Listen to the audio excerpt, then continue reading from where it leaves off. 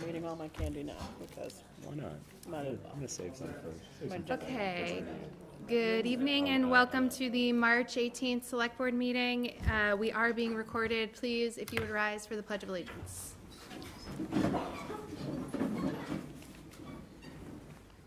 Pledge I allegiance. pledge allegiance to the flag of the United States of America and to the republic for which it stands, one nation, under God, indivisible, with liberty and justice for all.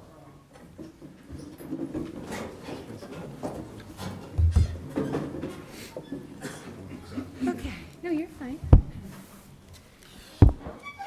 Alrighty, we will start tonight with the Town Administrator's Report. Good evening. Thank you. So I just wanted to give a few updates on a few things, and as usual, I'll open to questions. Included in your packet tonight is the one-stop application for the Veterans Crossing project. Just wanted to give you the update that had been submitted. It's something that Marzi and the team worked with. Are you guys, it's that one, Maple Draft. You have it open right there. Yep. That is submitted as part of the process to secure funding for the program. We anticipate a good outcome. We're hoping and optimistic, and we'll keep you informed as we move forward in the funding cycle to let you know where that stands. But again, I want to ask or thank the folks at BBH as well as our team in economic development, because they did work very closely to make sure we got that submitted on time and into this funding cycle. I wanted to give an update on the rail trail. I think the last time we were here, there was a question of where it would land on the tip, and since then, we had a meeting that Mr. Grishman joined us with Secretary Eng and other senior staff at MassDOT, as well as our delegation. I think from our standpoint, it was a very productive meeting. They walked through sort of where we are, what role they have with the MPO, which is the Metropolitan Planning Organization, that decides what goes on each 5-year TIP plan. It's an annual exercise where things come off, go on. You can apply each fall to be added, that type of thing. The work there, as we described where we are, they were very open to the idea that they would work closely with us to begin review of progress in places where maybe in the past they would have waited until we were further along, begin a review of things that have been submitted, and sort of make sure the process is moving as quickly as possible within MassDOT so that the MPO can see that there's demonstrated progress. As we move forward, we'll let you guys know where it lands and where it stands. But as I said, it's an annual effort. So if it were to come off this year's TIP, we would work very closely with the senator, the rep, and the folks in the secretary's office to make sure we have everything in line to be able to move forward, reapply in the fall, and get back on. It was, again, I think a very productive meeting, and I think they're very open to the idea that we have been continuing to make progress, and that we were in several cases waiting for their feedback. They also promised to take a few things sort of out of order so that we didn't have to wait until June to get the next bit of feedback. They could start taking what we have as we go. On the HR front, I just want to highlight a few things as well. We are in search of a new assistant town accountant. We had an individual who we had anticipated joining us. She ended up going back to her previous employer, so wish her well. We've continued the process of interviews. We have it reposted, looking for any great candidates. So we have a big crowd here tonight. If anyone knows someone who may be interested, please share that the opportunity exists. We're looking forward to getting someone on board. In addition, we have a identified candidate for a new customer service representative that the team has talked to, and I need to review finally so that we can move forward in that process. We're looking forward to adding someone down there. On the public safety front, the police department did another round of the oral board interviews. There is one remaining vacancy as of right now, and they have a number of candidates they would like to move forward. So we'll continue to let you know where we stand on that, but progress there has continued to move forward with the chief and his team, making sure that we're identifying great candidates and getting them in. And then just a quick note on bargaining. We have, there's still 2 groups that are open, and DPW, whose contract is up at the end of this fiscal year. We are in contact and in conversation with each of them. I don't have any particular update to give other than I wanted to let you know that we are actively engaged and working at different points in the process, from ground rules to bargaining. So there will be updates coming, but I just want to let you know that we are engaged in that as well. Quick update on the Hawthorne site. The proponents have been in the site a couple of times with their tradespeople to understand the needs and anticipated costs around executing the plan that they have in mind. No work has been done. This is literally just being in there and getting a better sense and fine-tuning what they think the investment would be needed to operate the way that they would like. In addition, I've been in contact with their attorney, and the first meeting there will be this week. And again, we'll continue to give updates as we go, but that's sort of where we are as of today. On solid waste, the RFP has been distributed to the firms that we met with, in addition to other firms that had responded in neighboring communities that we didn't sit down with, to try to spread that as wide as possible. Written questions are due next week on the 25th, and then there's also a sort of meet and greet opportunity that's a part of it that is on the 26th, which is at Town Hall as well. So again, moving forward there, hopefully we'll have more detail and more information for you. On the IT front, I just wanted to highlight that we completed our review with EOTS, which is the state IT system. They work with municipalities and school systems with a free audit that they do to make sure that from a security standpoint and best practices around both hardware and personal identifiable information and more, that we're doing everything we can. They gave us a report. There's a number of things that are sort of low-hanging fruit. I've already talked to HiQ about implementing. And, you know, we're on a path to sort of address each of those things. We were not in a horrible position. They said we're relatively good compared to other communities when they come in, so that's great news, but there were definitely opportunities for improvement, and we've begun that process. Finally, you know, the one piece that I just want to highlight, I know we'll be talking about the budget in greater detail later. With the idea of regionalization in mind, I just want to highlight over the last couple of weeks, I've had discussions with both the Nahant Town Administrator and Mayor Nicholson about any opportunities, both on things that have worked well and, you know, things that we might be able to do in the future. Nothing specific, but I figured as part of the report, it's important for you all to know that we're looking for those intergovernmental opportunities to regionalize where we can and where it makes financial sense for both sides. So that is the end of my report for this evening. Thank you. Any questions or comments from the board? With the Hawthorne, we have 30 days, right? Correct. We're on day what? I want to say like 13. I'll get you the exact number, but No, but, yeah. Yeah, we voted on it at the That was last the point. meeting. yeah. Yep. Well, Time- we've time reached out to ticking. council, and they've only recently replied. Right, we had been on site with them the week after. You all awarded that, mentioned it in person, reached out on the 10th, reached out again on the 17th.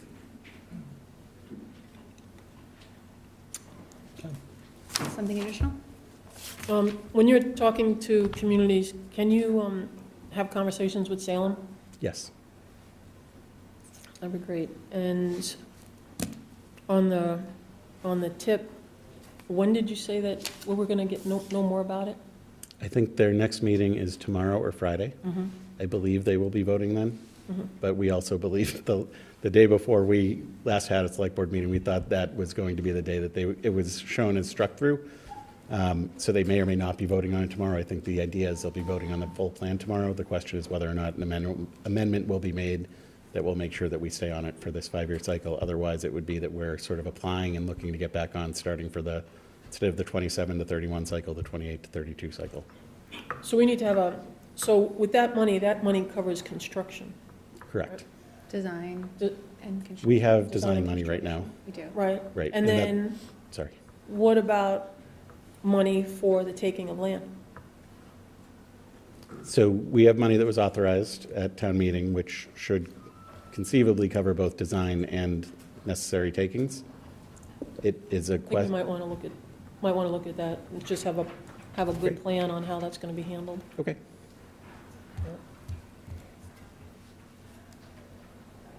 Okay. We will move on to public comments. Public comment will be 3 minutes. The small microphone at the edge of the first table is the microphone tonight because the standing microphones are not back yet. Joe is going to make a public comment and therefore will demonstrate the proper way to use said microphone. Joe, please state your name and your address and we can start public comment. Thank you. My name's Joe Dulett, 148 Elmwood Road, Precinct 3. I wear a lot of hats. One of the funner hats is the organizer of the Blue Big Band, and our spring concert is coming up on April 12th. The Blue Big Band is not the Big Blue Band, it's the Blue Big Band, so it's adults. There are some high school students in it. We primarily play Duke Ellington. This is a really fantastic piece. We've grown to about 20 members now, which really is amazing to me, so the sound is fantastic. So if you're into jazz, you're into Duke Ellington, or you're curious about it, come check it out. Sunday, April 12th, 2 p.m. in the Swampscott Auditorium. It's $10. It's free for youth and seniors. We are a program of the Swampscott Senior Center. They're awesome people to be collaborating with. And we've also received a grant from the Swampscott Cultural Council this year, which is super exciting. So we're supported by them. So I have cards in the back. Please take a card, pass it to a neighbor or a friend, and we hope to see you there. It's going to be an awesome show. Thank you. Thank you.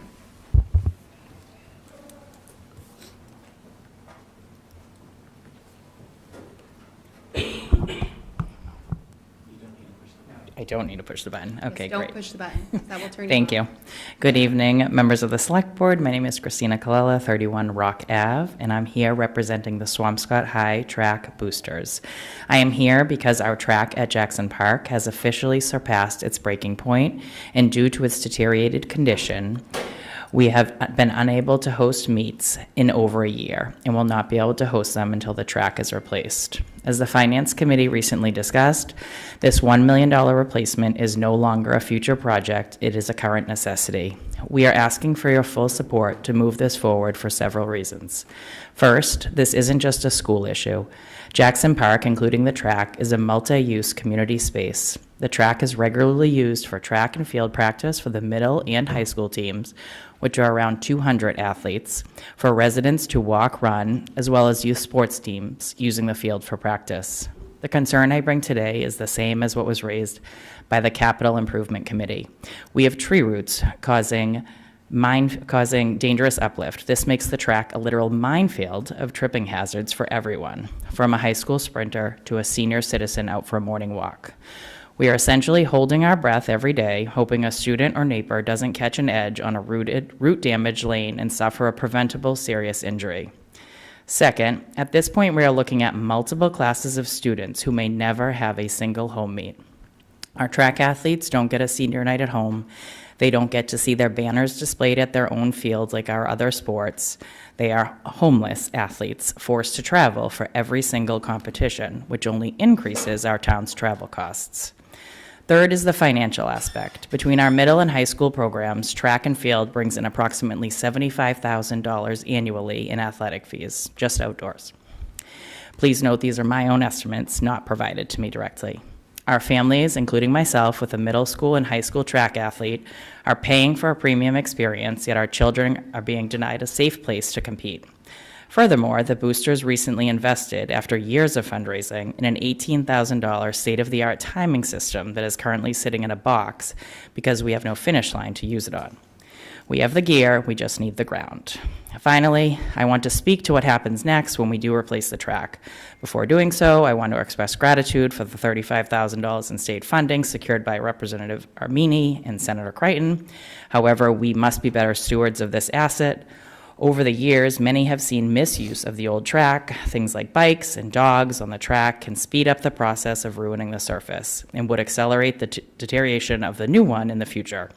We need a clear maintenance plan and rules of use so that when we spend this $1 million, it lasts for decades. We shouldn't let possible past maintenance gaps prevent us from providing a safe environment for today's residents. We aren't just asking for a slab of rubber, we are asking you to mitigate a known safety hazard and give our kids a place to feel the pride of representing their hometown. Let's get them off the buses and back onto our safe home track. Thank you for your time.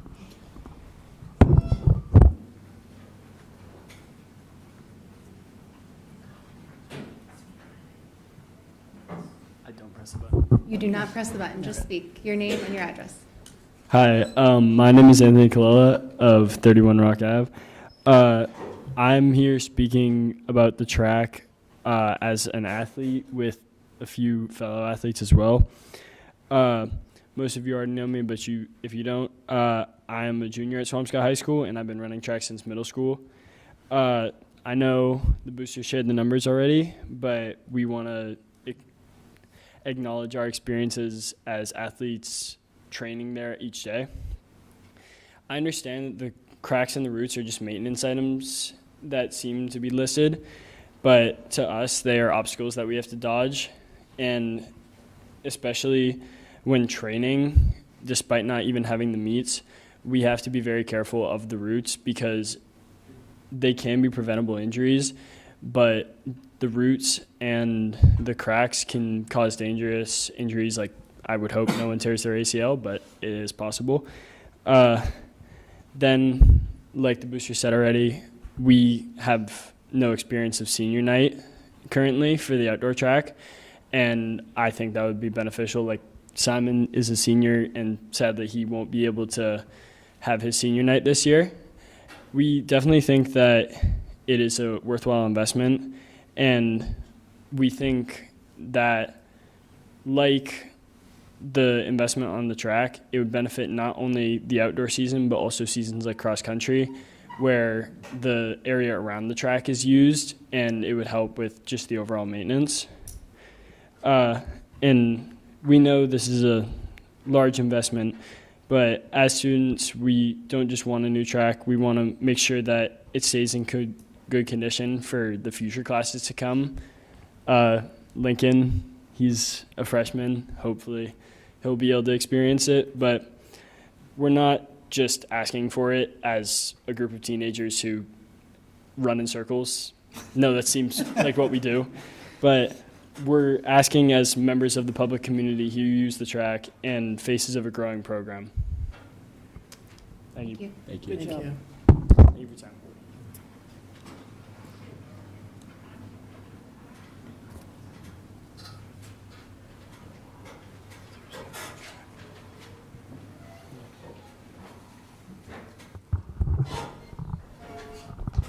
Good evening, members of the Select Board. Good evening, everyone that's here today. My name is Yuan Godfrey. I am the publisher of Swampscott Neighbors Monthly magazine that is distributed throughout the Swampscott community. Thank you for this moment to be here. I hope I'm doing this right. This is my first time.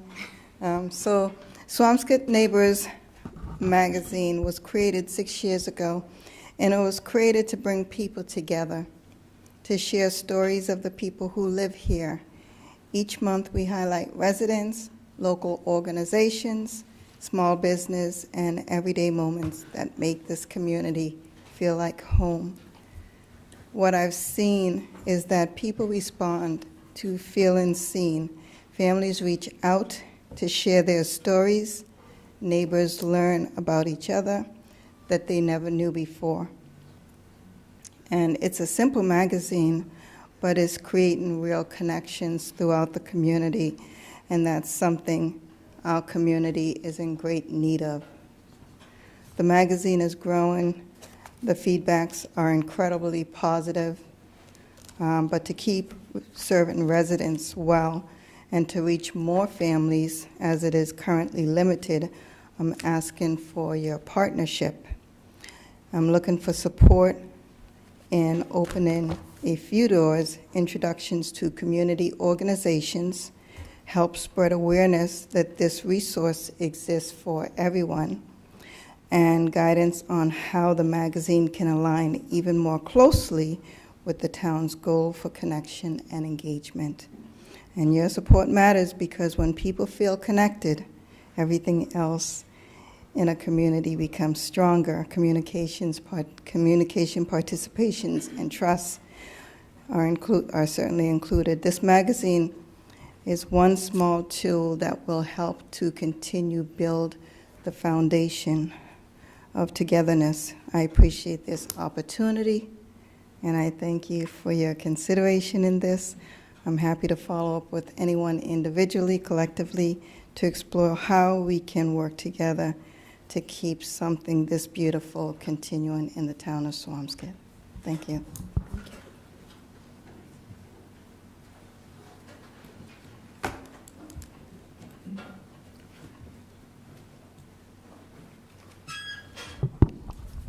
Good evening, Emily Westhofen, 31 Devons Road.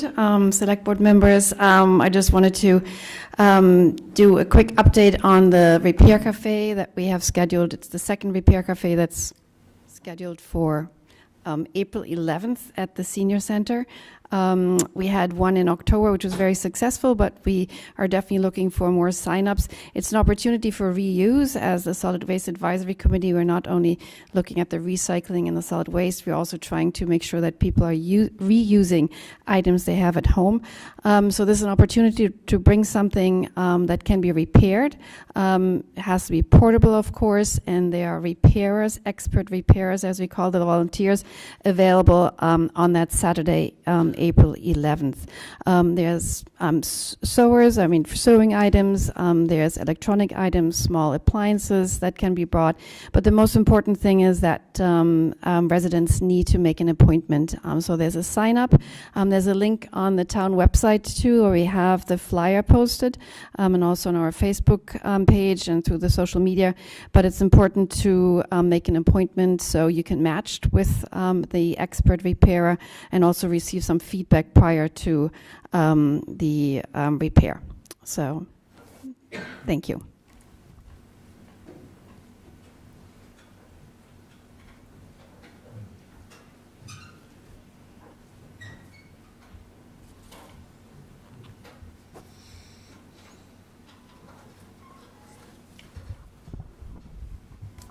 For the record, my name is Brian Watson, Oak Road.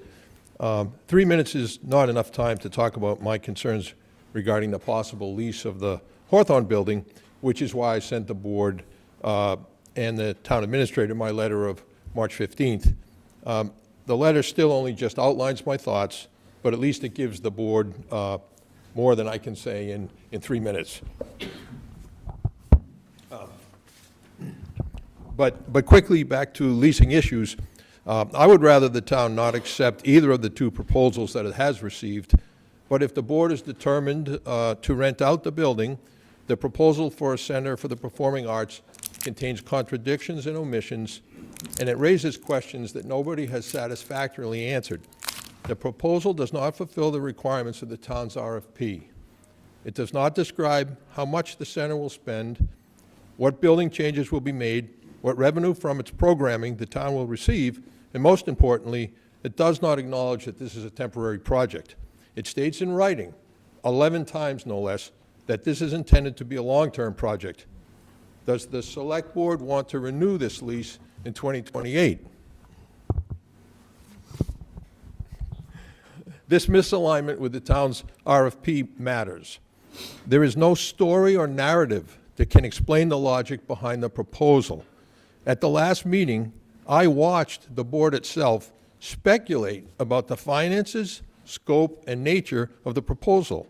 How does anybody invest significant money into a project such as this and then walk away in June 2028?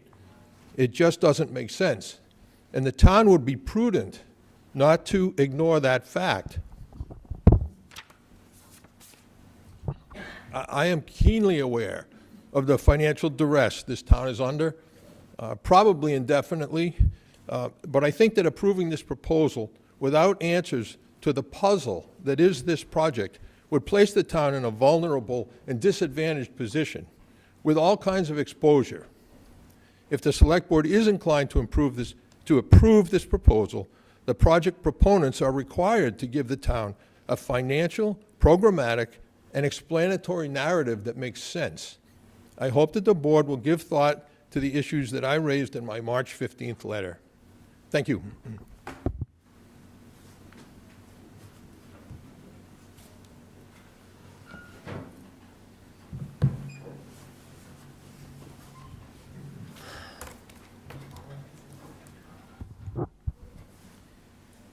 John Bond, 24 Lincoln Circle. I have just one short comment, which is the results of the RFP for a short-term lease demonstrate why it's not in the town's financial interest to enter into one. The low amounts that would be generated are for the reasons indicated, namely, how can someone justify putting investment into that asset for a short period? They can't. So what happens is the town will, through the end of the lease term, generate well under market income.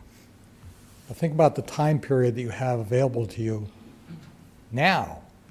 It would have been great if you'd started back in November, but you can still start now, put it out on RFP, make your decisions as to how you want the property to be used, and get through a process and have something moving and in place, hopefully during the first quarter of 2027, and generating market revenue for that asset by then, not waiting until June when we still won't have put in place a reasonable proposal.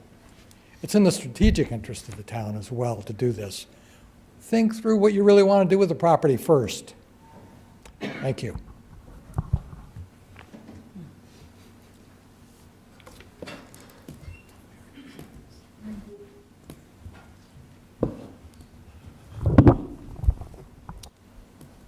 Don't push the button. Good evening. My name is Jim Smith. I reside at 176 Puritan Road. And join my colleagues. We all served on the reuse committee. We don't speak for the committee. We speak individually. But we sincerely have an interest in this parcel. And I can't believe where we're going here. Our elected group came up with a pretty creative option as a starting point, not any kind of a finish point. What I read here was a Swampscott Center for the Performing Arts. I think what we're going to get is a bar and a band, lots of bands. I don't know how else economically the thing makes any sense, except for a bar and a bunch of bands making noise and Friday and Saturday night, and they can probably make some kind of revenues there. This building was built in 1968, thereabouts. Imagine what the codes were then. Bringing this building up to codes today in 2026, the cost, I have no idea. Frankly, regrettably, neither does anybody else.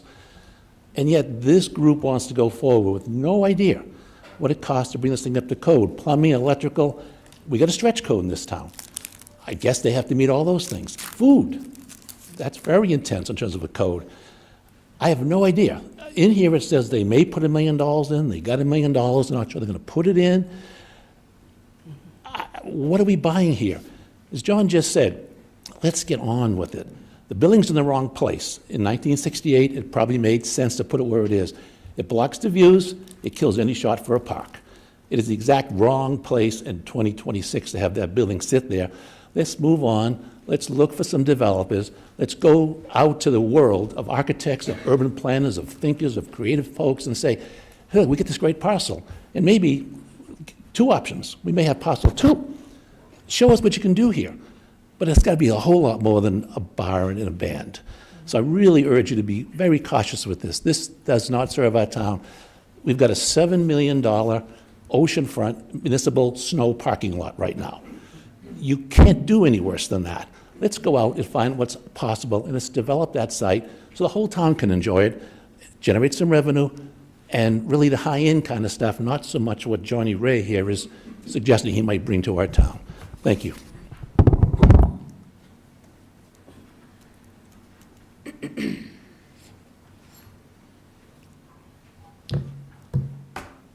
Okay, I received an email for public comment, so I will read it into the record.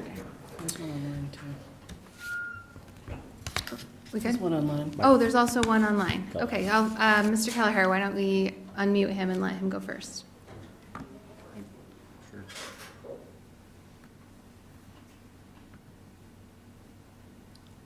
Probably unmute him. There you go. Go ahead, Mr. Kelleher. Can you hear me? Yes. Yep. Great. Hey, thanks, Kelleher, Pine Hill Road, town meeting member, precinct 4. I just wanted to make a comment about the people that are casually throwing around, tearing the building down, knocking it down. The town has an asset, as taxpayers, that would be just, very untrue because we're making our own parcel less valuable. So I wish the best for the Performing Arts Center proposal, but I think keeping the building open until a long-term plan is solved is really the only strategy that the town should make, and I'll just keep my comments brief and at that. Thanks. Thank you, Mr. Kelleher. All right. So this comment is from Judy Anderson from Marblehead Architectural Heritage. Judy Anderson notes that beyond the Glover Farmhouse historic value to Swampscott and Binnen Square and the housing connection to a regionality and nationally significant historic national hero, the Glover Building is actually an asset to the property and to the development, which could be constructed on its former farmland. Removing the smaller historic structure would be quite detrimental to that intersection visually, because the short historic structure benefits the area both visually and spatially, as it helps to balance the corner by breaking up the scale and the massing of the taller surrounding structures. Without the historic building, the residential structures would be pulled forward to the corner because the development company would make the tall four-story structures longer to eliminate the fifth floor on the rear building. I am not opposed to the project itself. However, I believe that without the General Glover House, the proposed very tall buildings would dominate the corner detrimentally forever. Thank you. Sorry? No, I'm good. I just wanted to reread it. Oh, okay. So seeing no further public comment, we will now move on to item number 1 under new and old business, update and discussion from the town's election review committee. Good evening. How are you? My name is Shane Spalding. I was the vice chair of the election committee. I'm here with my colleague, I'll call you a colleague, Marta Sorota, who was the chair of the election committee. And we're here to present on our work and our recommendations. We're going to take turns presenting. We have a much longer report that we've provided to all of you. We will not go through that whole report tonight, as I see you have about 7 other items on the agenda. So we'll try to be short, and we're also both happy to come back at a later date if you put this on the agenda again for further discussion. So I'm going to turn it over to Marta, and we will walk through our presentation. Thank you. There we go. As you may know, our committee was tasked with identifying ways to increase voter turnout. This included considering potential changes such as election timing, early voting options, and other initiatives that could make voting more accessible. The committee met approximately every 2 weeks throughout 2025 to research these issues and develop recommendations. To inform our work, we relied on several sources of information. This included research on voting practices, publicly available voter turnout data in Swampscott, and the expertise and experiences of committee members. We also received information from the assistant town clerk and gathered community input through a survey about barriers to voting. And here, this slide lists the members of the Town Election Review Committee who contributed to the work. I'd like to take a moment as well to thank all the members for their time and effort throughout the year. I now turn it over to Shane to discuss data we received throughout our research. Thank you. All right, so this slide was generated by AI, and you will see there's some flags at the bottom that shows my lack of skill with this, but it does highlight some of the key issues that we explored as part of this work. And we drew, as Marta said, we drew on existing research, and I'll just share a couple of data points, and you can find more in the slide deck. So this first slide, we examined through this work voting patterns in Swampscott. We looked at over time. We looked at data by different subgroups and in comparison to other communities. Michael Bryson was really helpful in providing us with a lot of that information. This chart shows turnout in local elections are generally much lower than in the national presidential elections, which happen in November. So you'll see the rates are around 75% for those November presidential elections, and then less than 25%, and maybe sometimes much less than 25% for the local spring elections. Another thing we examined was the voting patterns by age. So this shows how voters under 30 have the lowest rates of turnout, and that was an issue our committee addressed. And we'll get to that in just a minute. The other thing we did is we found a lot of research on voting from across the country and about voting locally, but we wanted to see if we had missed anything, so we fielded a survey of residents to ask them about what they thought some of the issues were, as well as to help us identify solutions. And so this chart shows, we had our response rate was about 250 people, so it's not representative, but we used it to try to identify some new ideas that maybe we hadn't come up with. And so some of the things that stood out here were that some of the key issues were that people were prevented from voting because they did not have enough information about candidates or about issues. People were too busy to vote. They weren't aware when an election was happening, or they didn't feel like their vote made a difference. For other data that we examined, you can look in our report. Thank you. Based on our research and community feedback, the committee identified several key issues that affect voter turnout.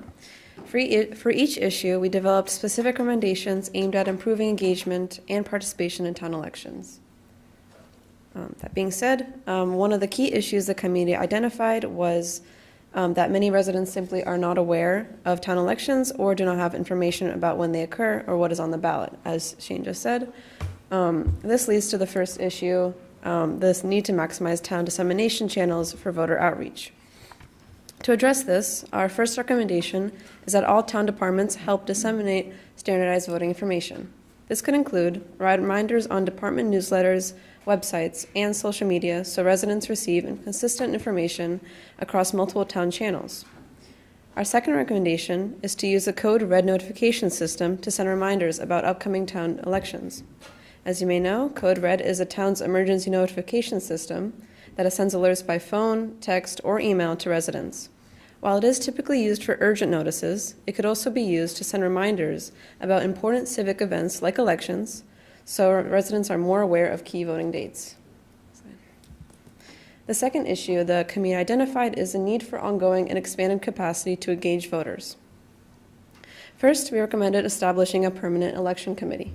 During our work this past year, we identified many ideas and issues that required continued attention beyond a single committee term. A permanent committee could continue monitoring voter turnout trends, evaluating election practices, identifying barriers to participation, and developing new initiatives to encourage civic engagement over time. In addition, a permanent committee could serve as a consistent point of coordination between town departments, election officials, and community organizations to ensure that outreach efforts are ongoing rather than limited to a single report or initiative. Second, we recommended expanding the role of the election registrars to include more outreach and community engagement.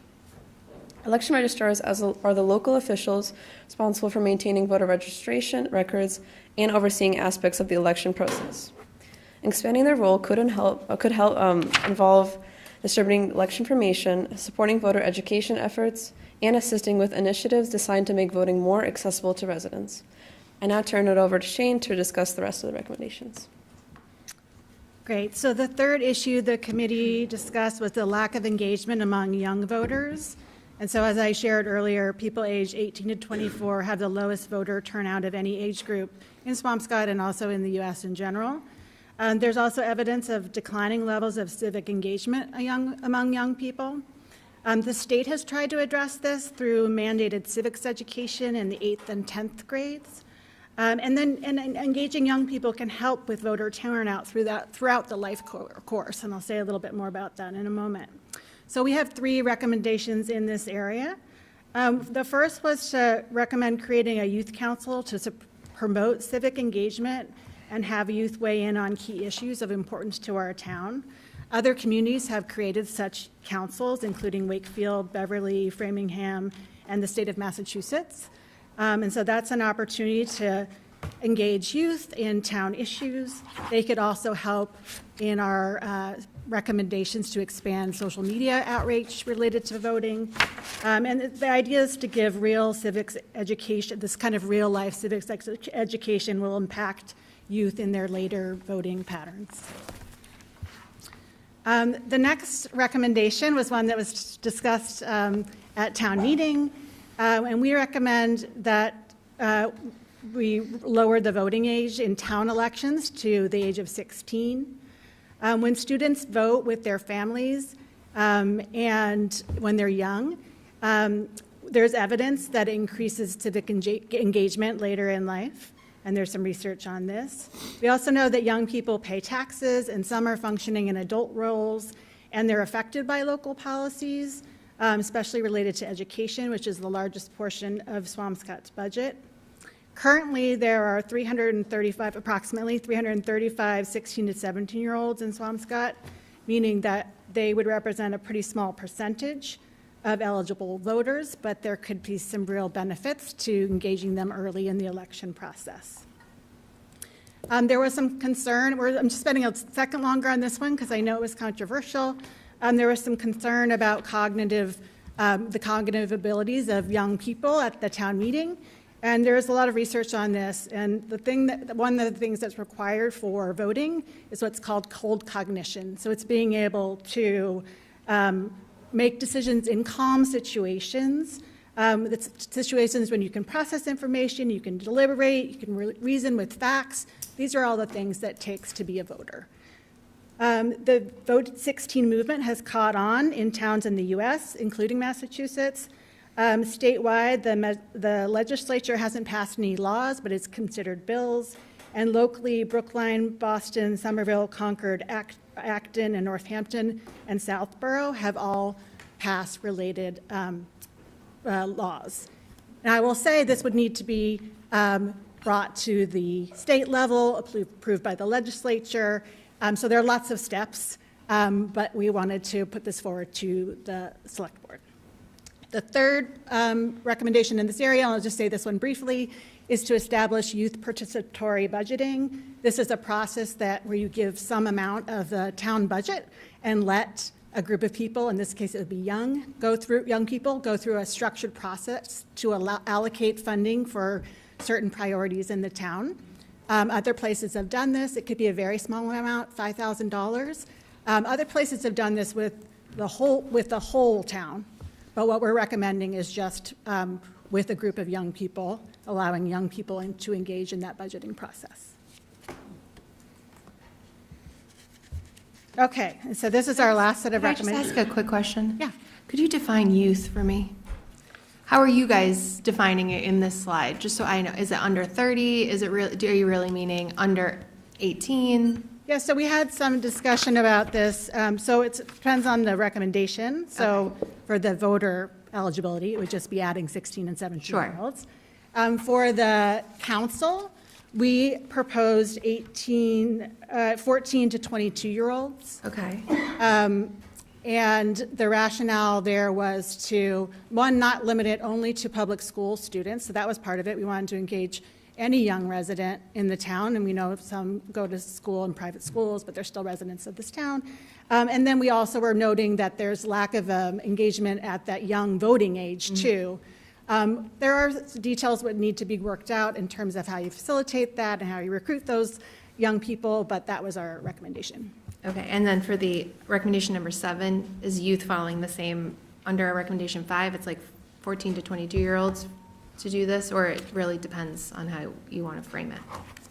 I am not seeing that in my notes. Okay. So I can get back to you. Yeah, no problem. Thank you. Or it might be in the fuller report. Okay, so the last set of recommendations have to do with addressing barriers to voting and participation in town government. So we know from the survey and other research, residents may not be able to vote or engage in government due to work schedules or the need to care for kids. Data show lower participation in elections held in April, as I said earlier. And on the survey, some voters indicated barriers like lack of childcare, conflicting work schedules, lack of information on issues or candidates. So one idea is to offer childcare at town meeting through paid high school students. We found an example from Littleton, Mass, where people can enroll in advance.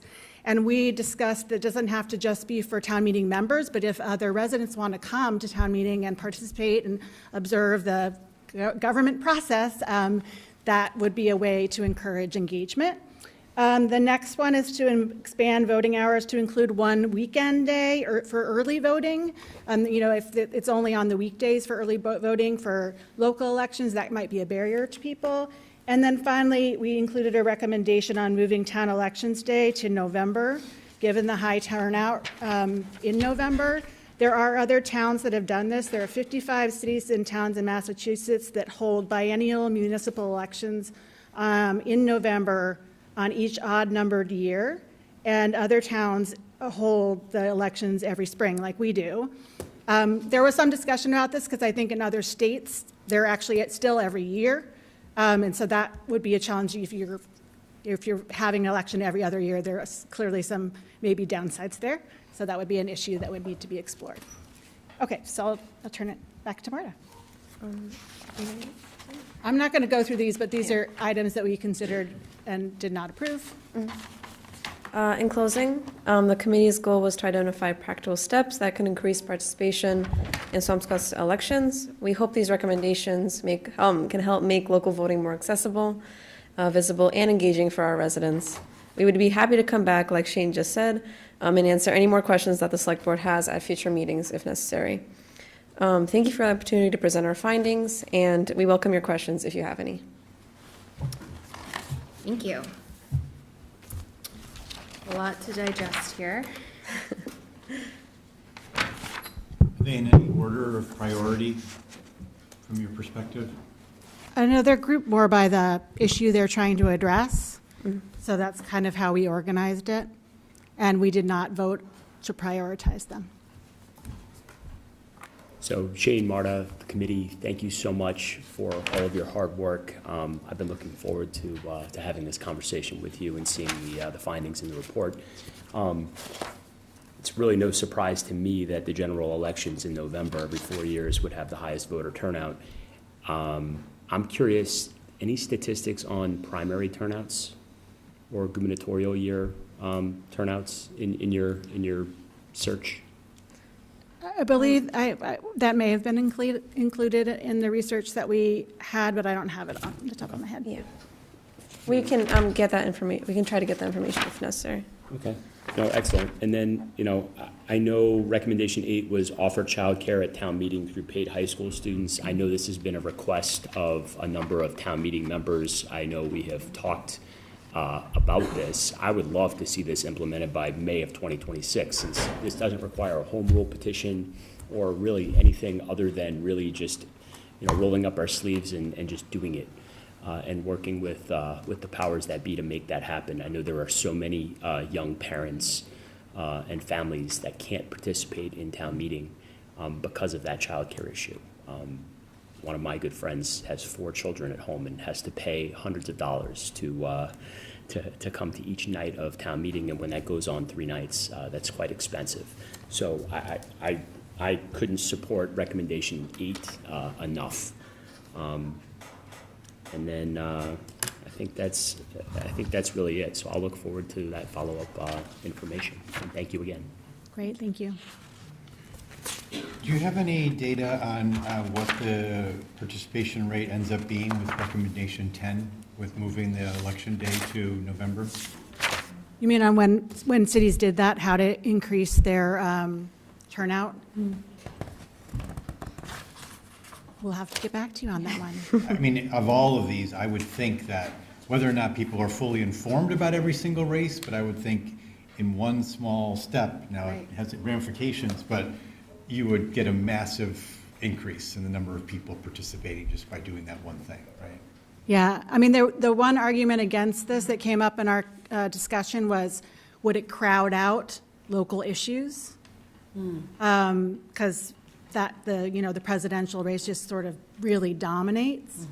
But I think you just would have to weigh that with the fact that you would get so many more people to the polls. Did you want to add anything? Yeah, just if I could. For those of you who don't know me, Katie DuPont, town clerk. Patrick, would you mind passing down? That way. Oh, here comes Joe, sorry. To save the day. Thank you, Joe. I'll start over. For those of you who don't know me, Katie DuPont, town clerk. I started in January of this year.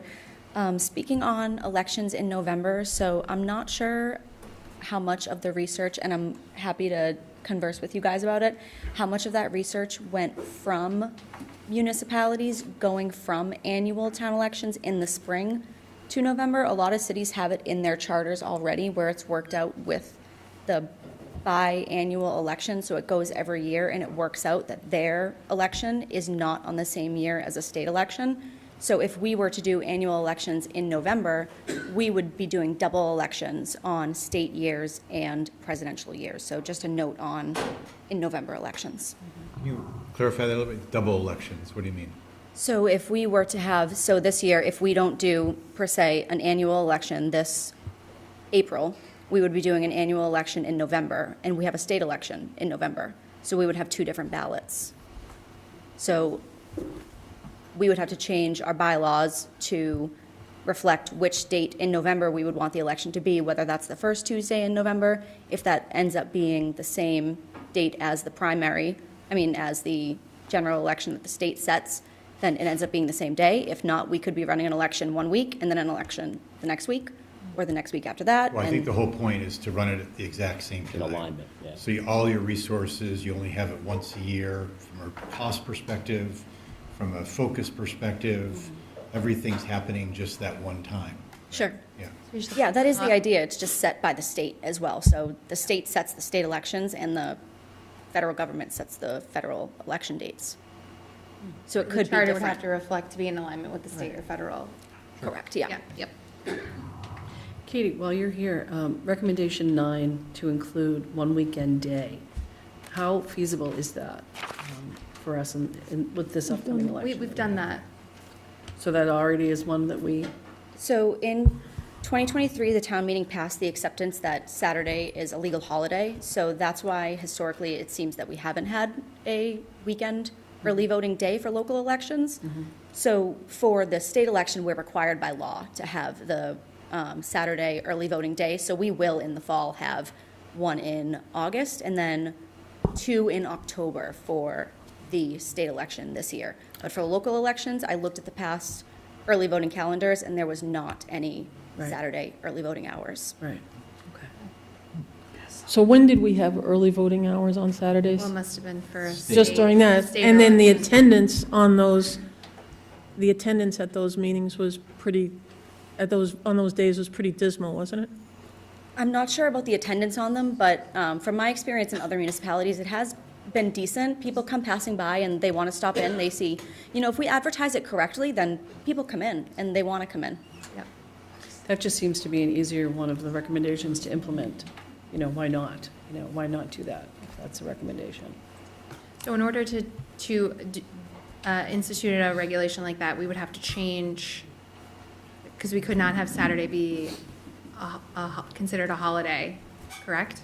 For us to. I would have have an to look election into on it, that? how we would Okay. do it, but I called the state. Usually, the last day to register to vote is a Saturday, but we changed accepting that Saturday as a legal holiday. Yeah. Now it falls to the Friday prior. Okay, So I'd have to check on that. If that's something that we want to look into, then I certainly can look into it.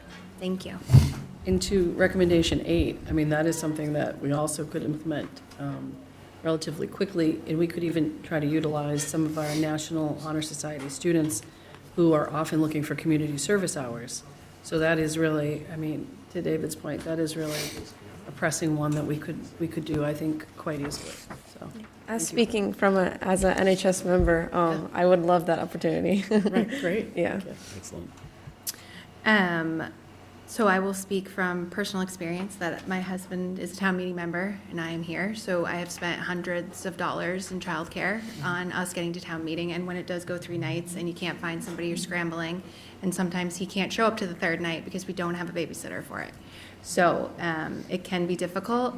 And it's a privilege that we have to be able to do that. And not everybody has that privilege. So I think it would also be great if we ran some sort of small civic activity, like we're at town meeting, they could have their own little town meeting, or they could do something aligned in that way to understand, like, this is what makes Swampscott,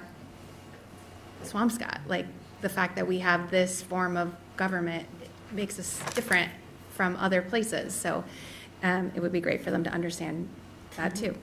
I think the majority of these recommendations really are easily implemented, and they're great. From the very beginning, using Code Red, right? That's a fairly easy fix, no-brainer situation. But a lot of these really are ones, they're great recommendations because they're ones we can implement. So kudos to you for that. Thank you. Thank you. And I'll just say that we kept identifying things that we knew would be ongoing issues, so that this idea of having a permanent kind of election committee that could continue to implement this work. We know that, we're a volunteer-run town, the town of Swampscott has a full plate, and so how could we use that committee to really support the implementing these recommendations? Mm-hmm. Really great work. Great. So we don't have it on here to, like, a vote as part of this agenda item, right? For Correct. anything? So I guess because there is no language to vote tonight, what I would suggest is that we could continue to discuss, we could put voting on a next agenda if we wanted to, but I guess we should just be specific about what we want to vote on. Like, are you voting to institute a town election committee? Are we voting to, so I guess that would be the sort of direction we would go in. Could I just add, if we were to do that, we could come back with the things that we can just do either administratively or make sure we're doing notifications and sort of narrow what you all would need to vote on if it's directing Katie to suggest changes to the charter, suggest changes to any bylaw that's been passed. But that way we can bifurcate the things that, like you all have said, are sort of implementable now versus ones that require some effort either on the legal side or that we really think it requires you all to vote. I think generally speaking, we've understood the things that we can do. We should take and coordinate with you all to implement the best we can. Right. If that works for you as a group. Yeah. Absolutely. That works great. I see you have your hand up, but we are not taking comment during the agenda items. Public comment is at the beginning of the meeting, and so I just want to say that because I see you have your hand up. I'm sorry. So I'd like to suggest a future discussion and potential vote on recommendations 6 and 10 about lowering the voting age in town elections to 16, because I think these are the two bigger ones that can move the needle in various ways and will require kind of a robust discussion and some good preparation to make sure we're fully prepared for a discussion. Yeah, I second that sentiment, Doug, because I think the idea, I think I vocalized originally that the idea of lowering the voting age to 16 did not offend my senses as it did many other people's senses, and it needed a more robust conversation to understand sort of, how it increased voter turnout for other, or how other towns viewed it to possibly increase voter turnout. It's just making the population size bigger. It's not necessarily getting people to the polls. So it has to be in conjunction with your other suggestions. That's why you have 10 recommendations here and not one. And so really, we shouldn't, in my opinion, do that recommendation if we're not going to do any of these other ones, because you're just creating a larger pool of people who potentially don't show up to the polls. And I think that I would love to see some sort of dollar amount fact patterns, understanding of what would have to be done to move elections to November. I think we talked about that briefly when we, sort of put you guys all together, and that it might be something that we wanted to explore, so we will look to do that then, get this on another agenda after we have some additional paperwork and documentation on specifically those two items. And then hopefully some of the things that we can just accomplish, Nick, you can bring up during the town administrator's report that we're moving towards. Great. In the meantime, recommendation 8, I'm happy to act as a point person or help to get that off the ground so that we can actually make some headway towards that for the town meeting that's coming up. So happy to talk to you guys offline about that. That sounds great. Thank you. Thank you, Danielle. Welcome. Okay, if there's nothing further, we will move on to item number 2, the Historic Commission. First is the discussion and possible vote on the Glover presentation effort presentation. That's a tongue twister. No. Where is this?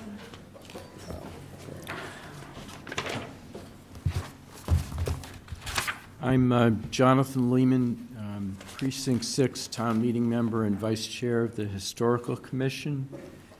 The Historical Commission would like to thank the Select Board for putting preservation of the Glover Farmhouse on tonight's agenda.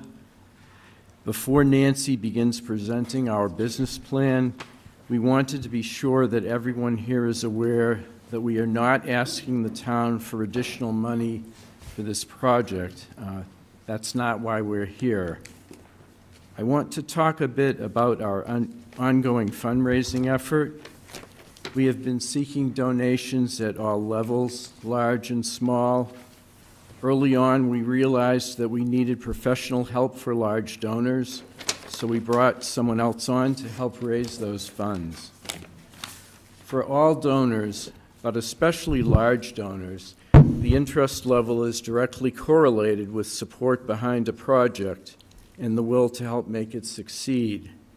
We have made the contact with potential donors, and large donor relationships in any organization take some cultivation, which is why we have the professional help. We are acutely aware that our ability to close the building up and make it presentable to adjacent prospective tenants is dependent on our success in fundraising. We have the support of National Development, who met with the Planning Board recently to present their latest plan, which includes preservation of the Glover Farmhouse.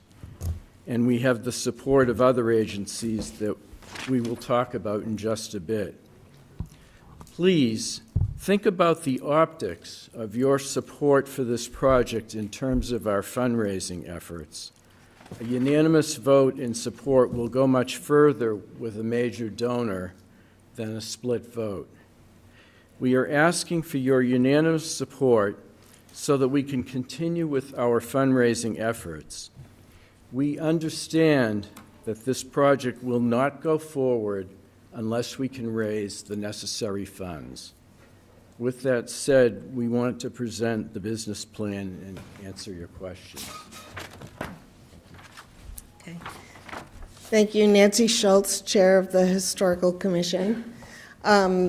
We are here, as Jonathan said, for multiple reasons, but we think this is an ideal Rev 250 commemorative project for Swampscott to take on. Okay. It's really, for the town, an opportunity of a lifetime. We will never have another opportunity to claim a Revolutionary War hero's home within our borders. And the partnership with National Development is a great opportunity for us.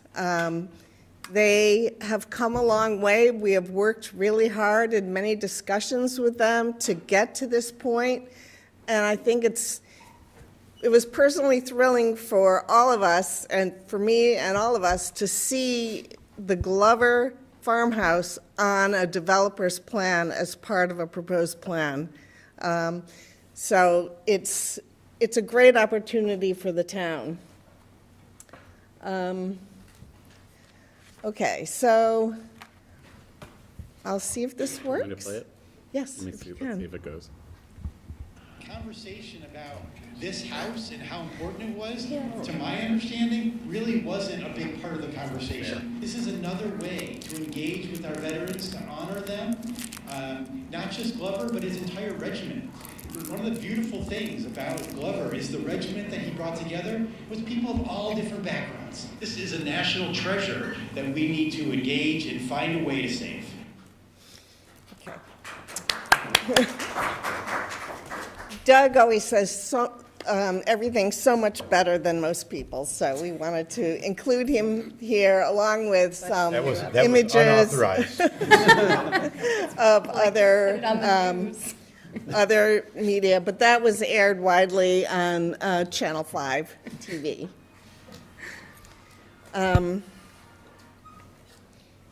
Oops. Let me see. Once was more than enough. We have many community advocates up there.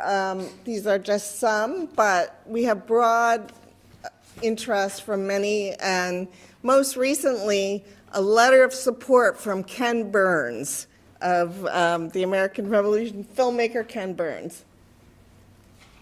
All right, so here is part of the plan. National Development has proposed a public-private partnership to restore the original 1700s residential core We would be removing non-significant 20th century additions, and this building would be integrated into the residential development as a cultural and community centerpiece. In the plan, National Development has offered to lease the property to the town of Swampscott for 99 years at $1 a year. I have my checkbook with me, the Save the Glover checkbook. We are prepared to write a check for $99, which would cover the ground lease and give Swampscott the use of this property into the year 2125. That would be rent-free. Our fundraising branch, Save the Glover, Inc., will commit to funding $25,000 to cover the estimated operating costs for the first 5 years. And with strong town support, we anticipate that we would boost our fundraising enough to be able to help endow the building even further into the future. Net profits from the lease can be held for future building maintenance. And we'll go to the next slide that shows the numbers a little more. Okay, so this is some estimated operating expenses for the town for a 2-story, 1,200 square foot building. Typically, this is just some internet research. We're happy to go and do additional research if it's needed. But these are just the numbers between $1,900 and $3,400 a year for basic utilities. We estimate that the annual cost to just keep the lights on and utilities would be about $5,000 per year, which is why we're offering to endow the first $25,000 to cover those costs for 5 years. Through rentals, Swampscott, we think, could recoup the $54,000 ARPA investment it made into this building by just doing a net profit of $5,400 a year. That seems like a very small profit to make. I think renting the building would produce more. But I think the idea of getting back that ARPA investment of $54,000 to be able to, have access to that money is an important point. The other numbers are just, our pledges, donations, and grants are currently over $500,000 that we've raised in a very short amount of time. And I guess the last thing I would say is, you'll notice in here, we haven't included the Community Preservation Act funds. That is going to be a reliable source of funds going forward, 1/3 already allocated to preservation. We don't think we need those funds even to make this a viable proposal. We're pretty sure that there would be good use available for that building. Oh, sorry, I changed it on mine and not yours. There we go. Could I ask a question about the last slide? Real quick, sure. If you don't mind. So the total pledges, the donations being over 500,000, does that include the 250? No, that's additional. So you have almost. It's included, and we're over 500,000, including the 250 pledged by National Development. Okay, thank you. Does anybody else have a question about? Okay. So we think that this will help Swampscott in multiple ways, attracting heritage tourists. We don't currently have much to see in Swampscott relating to the American Revolution. We have the monuments, but this would definitely be a draw for tourists because we would anticipate that we would have a small display on Glover. And of course, we know that talk about the revolution is going to be going on to 2033 because 1783 was when it actually ended. So this is not the only year we're going to be talking about the revolution. And a living history laboratory destination for Swampscott and Salem schools. It would be open to the public, we anticipate. We also anticipate that it would serve the 140 new residential units on site and the broader Vintage Square area. We have thought and talked about the back L being a perfect place for meeting space, maybe rentable for residents of the complex or for Swampscott, Marblehead, and Salem. And certainly Glover's Marblehead Regiment has been looking for a place. They need a meeting space for about 4 times a year. But we really think, too, that there'd be a lot of retail and commercial opportunities in the site. Gift shop, coffee shop, office space. All of this could be, determined once the building envelope is complete. The interior could be renovated to suit an interested client. And, of course, just as you did with the Hawthorne, put out an RFP to get tenants. But we anticipate a smaller shop, of course, or office space could be reasonable uses. Okay, so here's the strategic timeline. October, we did issue the demolition delay. This winter, we're doing an aggressive capital campaign, and we did finalize the fundraising branch as a 501c. July 2026, target date to begin exterior renovation coinciding with the 250th anniversary of the birth of the United States of America. We could have an opening event in Swampscott, kind of kicking off the project. The developer has said that they need 18 to 24 months to do the building, so we anticipate that the grand opening would be 2028. And then in the year 2032, we would have a grand celebration of the 300th anniversary of General Glover's birth year.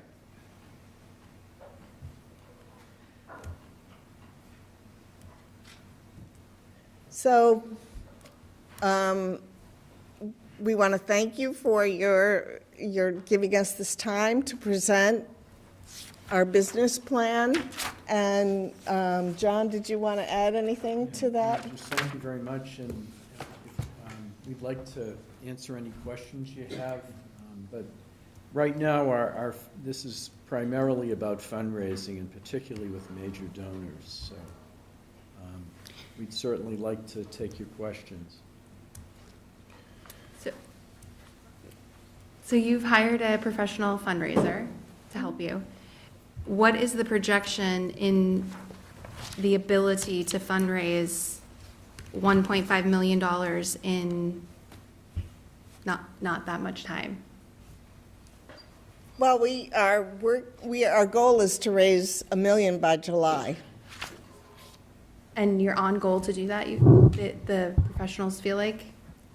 We're working on it. We have a plan. We're talking to a lot of people, and we hope that, your support will assist us, because the more support we have from the town, the better we'll do with our fundraising, and that will allow us to create a larger endowment for the building.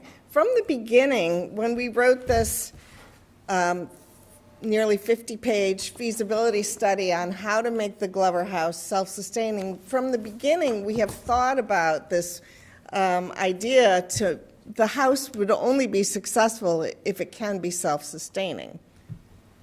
There are some commitments that have been made, but frankly, it's not, the Glover's not unlike other major fundraisers. If the potential donors sort of wait in the wings and they look at, is there support for this? And, it's obviously very important. As I mentioned, the optics of the select board support is important. To me, the risk is low because if we can't raise the money, this will not go forward. We know that, and you know that. So we're asking for your support so that we can work with our major fundraiser. We do have some meetings coming up, and we're going to give it everything we can. But people want to donate to something that's going to succeed, especially major donors. We're going after smaller donors as well, but they're not as concerned about that sort of thing. Some are, some are not. I just have a couple, how much, so we're talking you need $2 million just to do the exterior? No. How much do you need to do the exterior? Well, it would be very helpful if the town could assist us and the developer could assist us with getting into the building to get an accurate estimate. We have been asking and working toward this since October, and we have not yet been allowed to bring a contractor in to look at it and say, here's what it would cost. So it's private But we are not anticipating. It's private property, what you're saying is you don't know what it's gonna cost to do the Private inside? property, so we've had a forensic architect go in several years ago to say that this can be saved. But in terms of the exact costs, we need to get in there, and we need permission from the owner. National Development is helping us, but they don't have a say. It's up to the owner. Okay, And the town doesn't have a say either, to be clear. The town's not barricading access. The town doesn't own it either. Right. So back to my original question. We don't know what it's gonna cost to do the exterior? $2 million would be more than redoing the exterior. For the I exterior. think we were talking about $2 million for the whole building. The building envelope, we've actually located some preservation contractors. We have a list of them, and they are very skilled at preservation, and they have offered to work with us at far less than market rates. So I'm thinking the exterior of the building would be under $1 million, but we don't having know. a hard time getting it because we can't get an accurate estimate. National Development will do the demo around it, so their plan is to demolish everything around the farmhouse. So the bottom line is, you don't know what it's gonna cost to do the exterior, you don't know what it's gonna cost to do the interior? because Less you than can't our get- goal of $2 million. We've been using the figure of 1.5 million, which is based on our preservation architect's guess. For the exterior? No, probably for the whole thing, they thought 1.5 million, but we're aiming for 2 to make sure we have enough money, and we do want to create this endowment for the building. I think we need to take a step back here for a minute, just to put context on this, right? So, just in terms of exactly what your request is and what a vote of support means. Because there are different levels potentially to what that means, and I think it would be, there's different thresholds to get people maybe to what support is. In terms of what we're actually committing the town to, right? So the larger context, make sure everyone's on the same page, right, is that this is connected to the planning process, right? Maybe everyone's fully aware of that on the board? I'm not, so I Okay. think this is helpful for me. So one level of support is that we're like, rah, rah, this is a really nice idea. Go get money, right? I would hope that that would be a pretty low threshold, and maybe we could get everybody to say, that would be great, okay? That's one level of support, right? The way you've laid this out is relatively, I would say, a minimal commitment from the town. Not no commitment, but relatively minimal commitment. In terms of financially, we're in a very tight financial situation. Exactly. Just to be clear, you guys have basically taken on all responsibility for paying the whopping $99, paying the operating costs, right? For the 5 years, estimated $5,000 a year. You would be responsible for raising all the money for the outside and the inside, running it through Save the Glover, figuring out really how you kind of do this kind of internal operations. Basically, everything is Save the Glover, okay? So, Can you clarify what we're operating though? well, we would be leasing it, the town would be leasing it to Save the Glover. Yeah. And they would be working through exactly what the mechanics are of these 4 primary uses. Okay. And then just maybe keep, I have a couple of follow-up questions to that, but maybe keep going where you're going first. So to me, the only fly in the ointment is that the planning board, at the same time, national development is taking this to the planning board, right? Yes. And so they are asking for an accommodation from the planning board in order to accommodate keeping the house here, right? Correct. Which is the height variance. Which is the height variance on the back building, primarily. I'm getting at least a nod of assent from the planning board chair. Yes. I'm not the. No, he's No, behind he's you. right behind you. Behind you. We get to see both of you at the same time, so. So wait, can you just be clear so people understand? So Yeah. what National is saying, hey, you can have this building, but we need to go up higher. We need to go 1 floor higher on the back building in order to take those units that we're losing where the house is gonna hopefully stay, we're gonna put them on the top of the back building. All right, so there's a picture here of just 4 stories. Is this originally a 3-story building, or? No, it doesn't show the back building. I think So that's the other back- building, That's okay. one cut off, yeah. And that's in Swampscott? The back building is in The 4 Swampscott. stories are in Swampscott, yes. Answer one of their questions. So that's the bet we're making here. Whether or not it's the rah-rah level of support, well, maybe that doesn't really come with any strings attached. But if we were to, and I'm asking for you all to kind of define this a little bit more clearly so people know exactly what they're voting on. If we put our stamp of approval very firmly behind this, with the caveats that we don't know exactly how much, not that you haven't tried, you've tried extremely hard, and unfortunately, the owner has not allowed us to get in there so that we can answer this damn question about, excuse me, how much it costs to fix it. But we know, relatively speaking, how much it is. We know where you're at $500,000. I will vouch for the fact that, like National Development, other people who are interested in this type of thing are ready to write bigger checks in general. I don't have a list of them, I'm not pretending that, but there are people out there that love this stuff. So there is some risk there, though, and that's where the hitch comes. There's a risk that, for whatever reason, you can't raise enough money to be able to fix the outside, and we won't know that. Correct me if I'm wrong, I don't know if you'll allow the planning board chair to comment on this, but we won't know that definitively before the planning board has to opine on giving a potential variance for the height. Right. So we're in a timing challenge. Is this fair? Yeah, yeah. I mean, we've sat in meetings with the planning board and with Nancy and Nick, and the way you're characterizing it is exactly correct, which is, but for the Glover House being where it is now and not moving, we likely would not grant a height variance.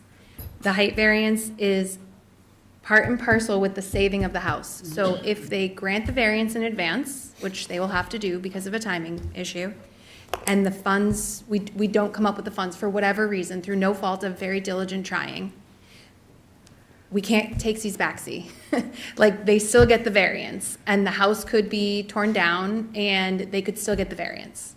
So that is the risk, I think. That's the gamble. Yeah, I mean, just from my perspective, I would be, I just, you I'm sorry, comment? Ann is our treasurer. I'm the treasurer of the Save the Glover, and we got our from the 501c3, we've received it from the IRS, so we are a tax-deductible organization. In the bank right now is about $70,000, which I think that should be at least a roof, so that it doesn't degrade any further. And when you think about what national development is giving you, it's absolutely remarkable. They are giving you a corner lot in Vinnon Square. And, we've, in here, you saw pictures of a retail shop in Marblehead where they sell, deft, thin pillows and these wonderful things. So it's a remarkable retail corner. But I also think the historic value of it is absolutely remarkable, too. It's going to be in brochures, so when you come to the area, Marblehead, be sure to stop into this house. They're giving parking right in front of the building. Right. So it's a remarkable location that they are offering to you. And ideally, also the historic aspects of it are really what are very important. Jonathan. I'm sorry. So go ahead. Why don't they just keep it? They are willing to partner with us because they realize that it's of great historic value. And the parking space allocation, they've allocated 10 spots in front of it. We were very pleased with the meeting with the planning board last week. There was a lot of good discussion. The national development was very much open to the architect that sits on the planning board. I thought it went very well. They're being a good partner, and it's up to us to raise this huge amount of money, and we realize that. It's all dependent on that. It can be done over time. Yeah. I mean, with the building there, it can be preserved, and even if it doesn't open, that the exterior gets done before the apartments open, and then the time can be taken on the interior, right? No, just from my perspective, I think there's been an incredible amount of work, effort, and energy that's been put into this from Nancy and John and so many volunteers. So thank you for coming and presenting this to us. I think without having national development in the picture, I think that your chances of success would have been very, very minimal. But now, with their seed money of $250,000, there's a viable path here. There's a realistic chance that this happens. There's the chances are very considerable that you'll be able to do this. So I've supported this along the way. I've made sure that, this board has made sure that we've supported, ARPA and town grants to help with these efforts. I think we as a board should sign off and should continue to support these efforts and energies to see the Glover project through, because I do believe that a 5-0 vote of the board today will result in additional donations, will result in additional press, will result in this coming to fruition, making this dream a reality for residents, and what better time to do it than now. So thank you again. Can I ask just timing question? When does the planning board have to make this decision by? So national development came for pre-application review to our meeting this month. They've indicated that they would need a couple of months to put together a final zoning package for us to review. At that point, once they submit a site plan, special permit application, and site plan for planning board to review, we'll have 90 days after we open the public hearing. So I would say June, 90 days from the second Monday in June. Any extensions beyond that would have to require their consent. Leggett McCall was consenting to an additional 2 months to review their full application, but if they do not consent, we're required to vote. Under state law, that's not under our town bylaws. 90 days from June, so July. 90 days from the second, well, yes, like 90 days from when the public September hearing opens, yes. Okay. Yeah. And just from a to outline the zoning perspective in this. Our zoning bylaw that was adopted in 2022, the Glover Family Overlay District, capped the height at 50 feet, but it did allow dimensional relief to be granted by a vote of the planning board. So that is the essence of what this discrepancy, I guess, or what this conversation is about, is the height variance that they're seeking, or would potentially be seeking.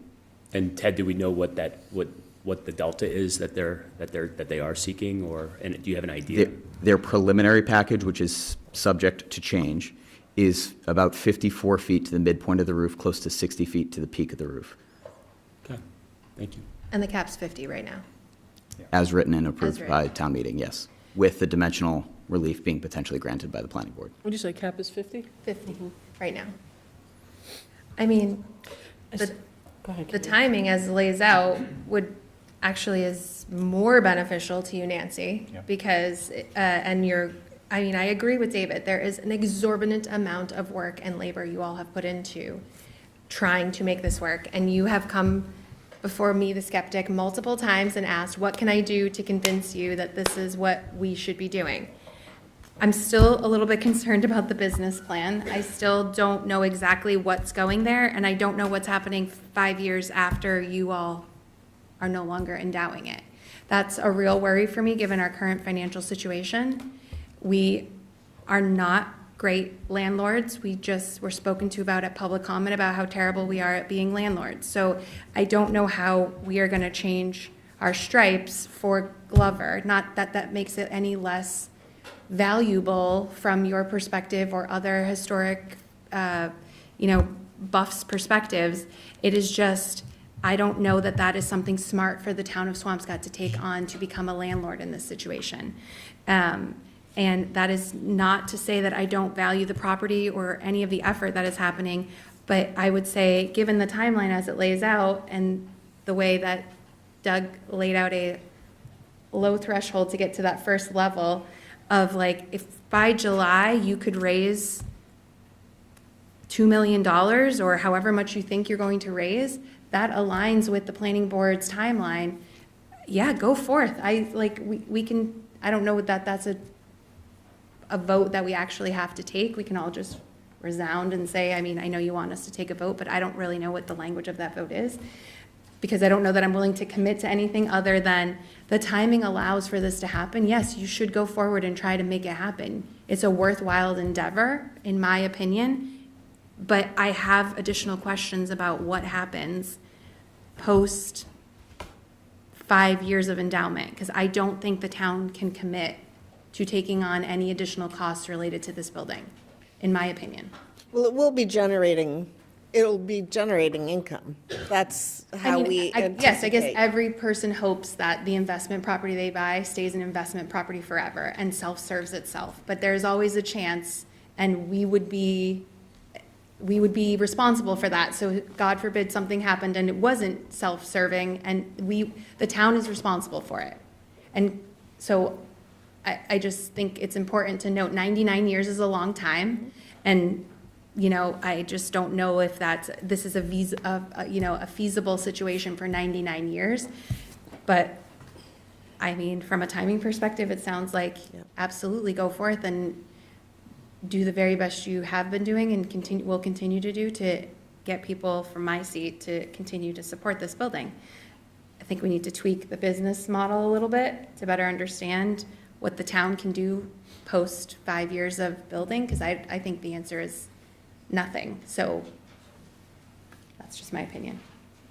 Yeah, I think I would just add a couple caveats to what Katie said. You always do. I don't want to set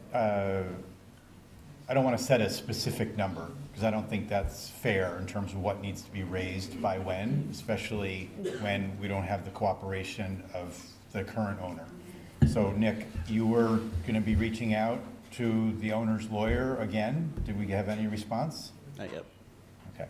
So I would say one thing that this board could vote on is to strongly encourage the owner of the Glover to allow them inside for 3 hours so that we can get an answer to what it will cost to rehab this. So we do not sit here all wondering how much needs to be raised.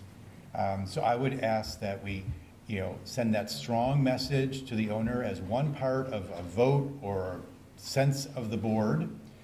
A second is that we send a wholehearted support for your fundraising efforts, that we support that work that you're doing and that this is important to the town of Swampscott is the second prong of this.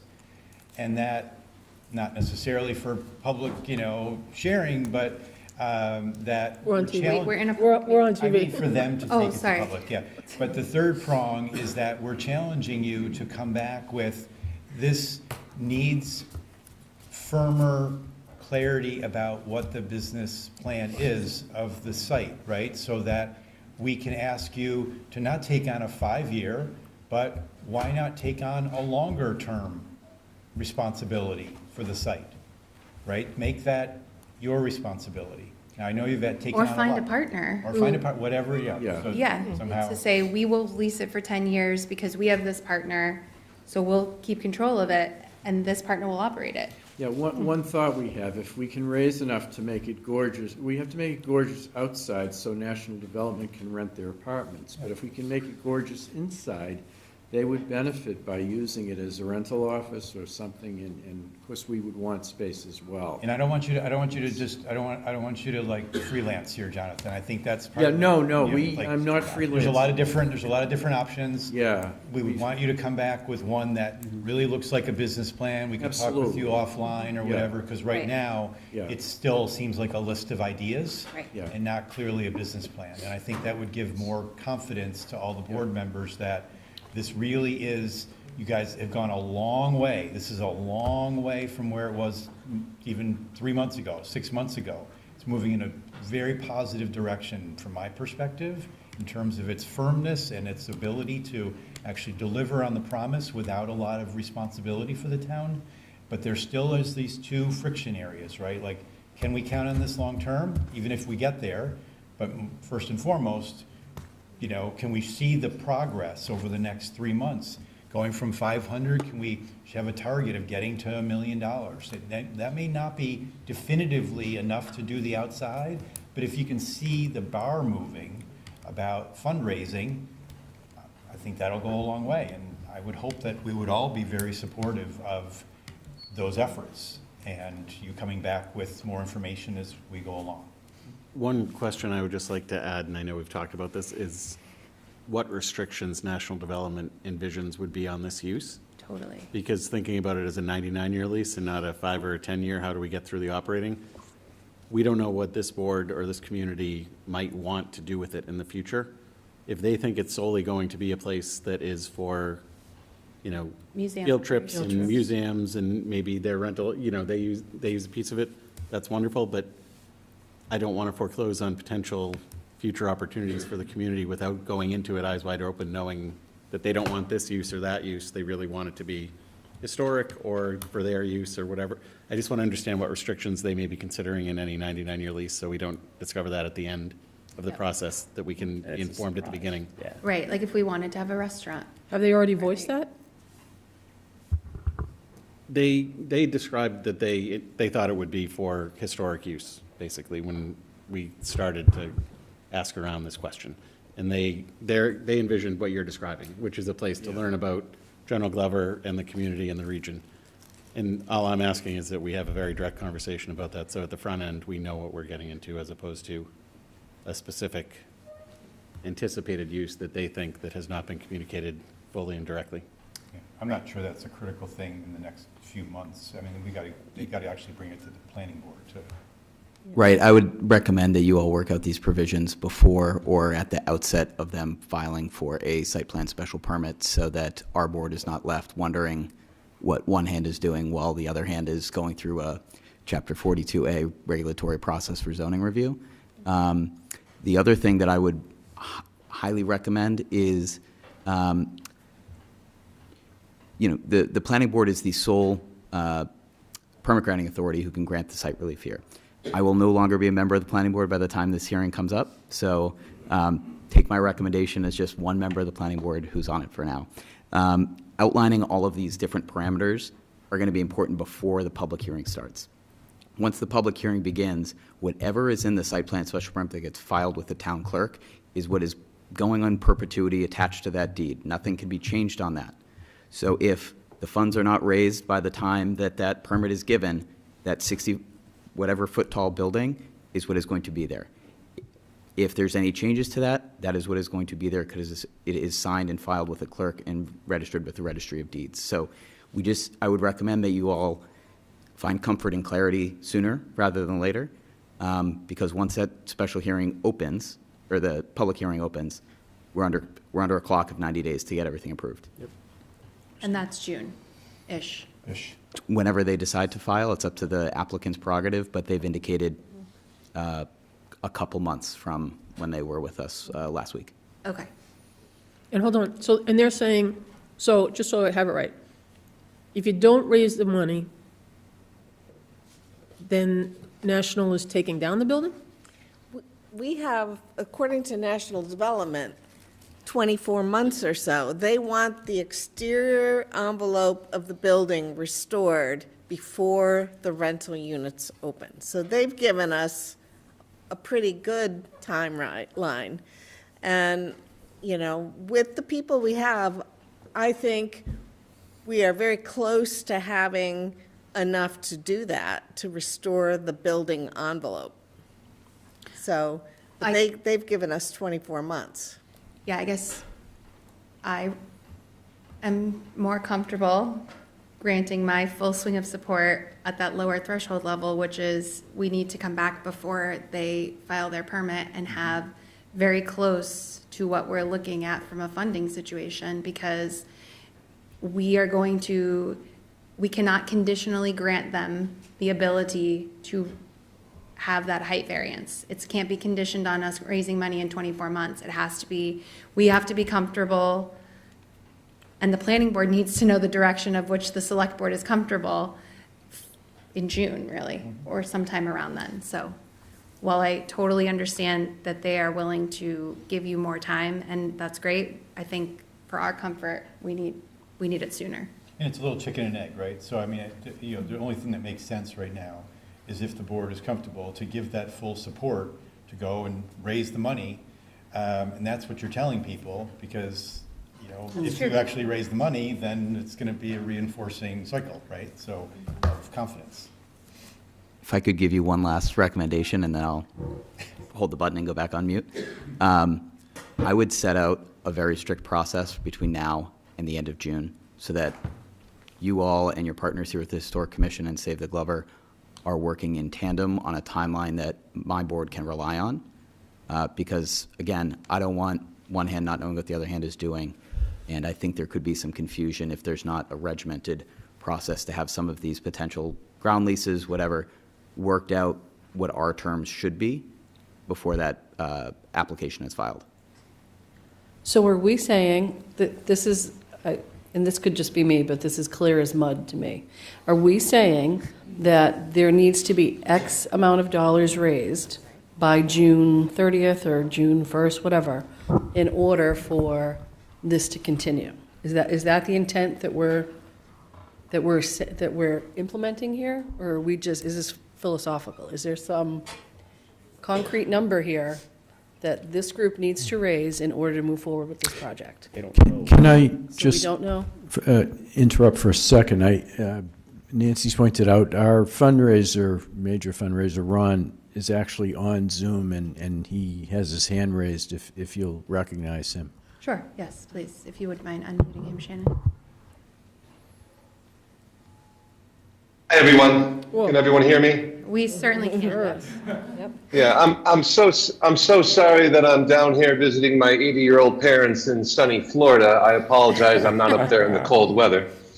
So my apologies for that. But so I have been working with this ragtag group of residents here in beautiful Swampscott for quite some time now. And I just want to urge the committee to do all, and urge the select board to do all it can to support Save the Glover. I clearly, just from this meeting, I do understand and forgive just, my misunderstanding of all the government speak. But this is Swampscott's, clearly, we do not want to be part of the generation that takes this building down. This is Swampscott's Mount Vernon, this is Swampscott's Monticello. This building in the 250th anniversary of our country is something that needs to stay. And how we do that, is clearly up to all of us, and how we move forward. But I must tell you, this is something that has to stay. It just has to. We do not want to be part of the generation where this comes to pass because of a height variance. I must tell you, and I do want to speak to the fundraising. So just keep in mind, there has been a lot of work, as a lot of people have mentioned. Lots of work of residents in the community to save this building. And I'm hoping that the leadership of the town and of the other towns as well can step up and try to help this group of residents that are really, really moving forward to try to make all of this happen. Because as I said, it's a diamond in that community. We have raised $500,000 in pledges, as we mentioned, the $250,000 in seed money from National Development, which took a long process with them to get on board. In terms of $2 million in philanthropy, not really a whole heck of a lot of money, to be honest with you. The timing of it, though, when you have a demolition date, is something that is really, that can speak to donors. But it's coming up, and we're getting a little nervous. And, I just want folks to understand that we have put all of our energies to raise that money to save the building when we've just gotten our 501c3 in December with help from our Congressman Seth Moulton. So it's been 3 months that we've been raising money, and we already have $500,000. So I think that there are a number of things that we can do moving forward, but what I the one thing that I truly did want to mention is that if we could have support of folks. What I do is I used to be the director of corporate relations for the American Red Cross, closed in $1 million deals from all kinds of folks, CEOs and C-suite executives. There's a lot of individuals in Marblehead and Swampscott that could pay, write one check right now. But we have to have the support of these towns that are going to be able to back us.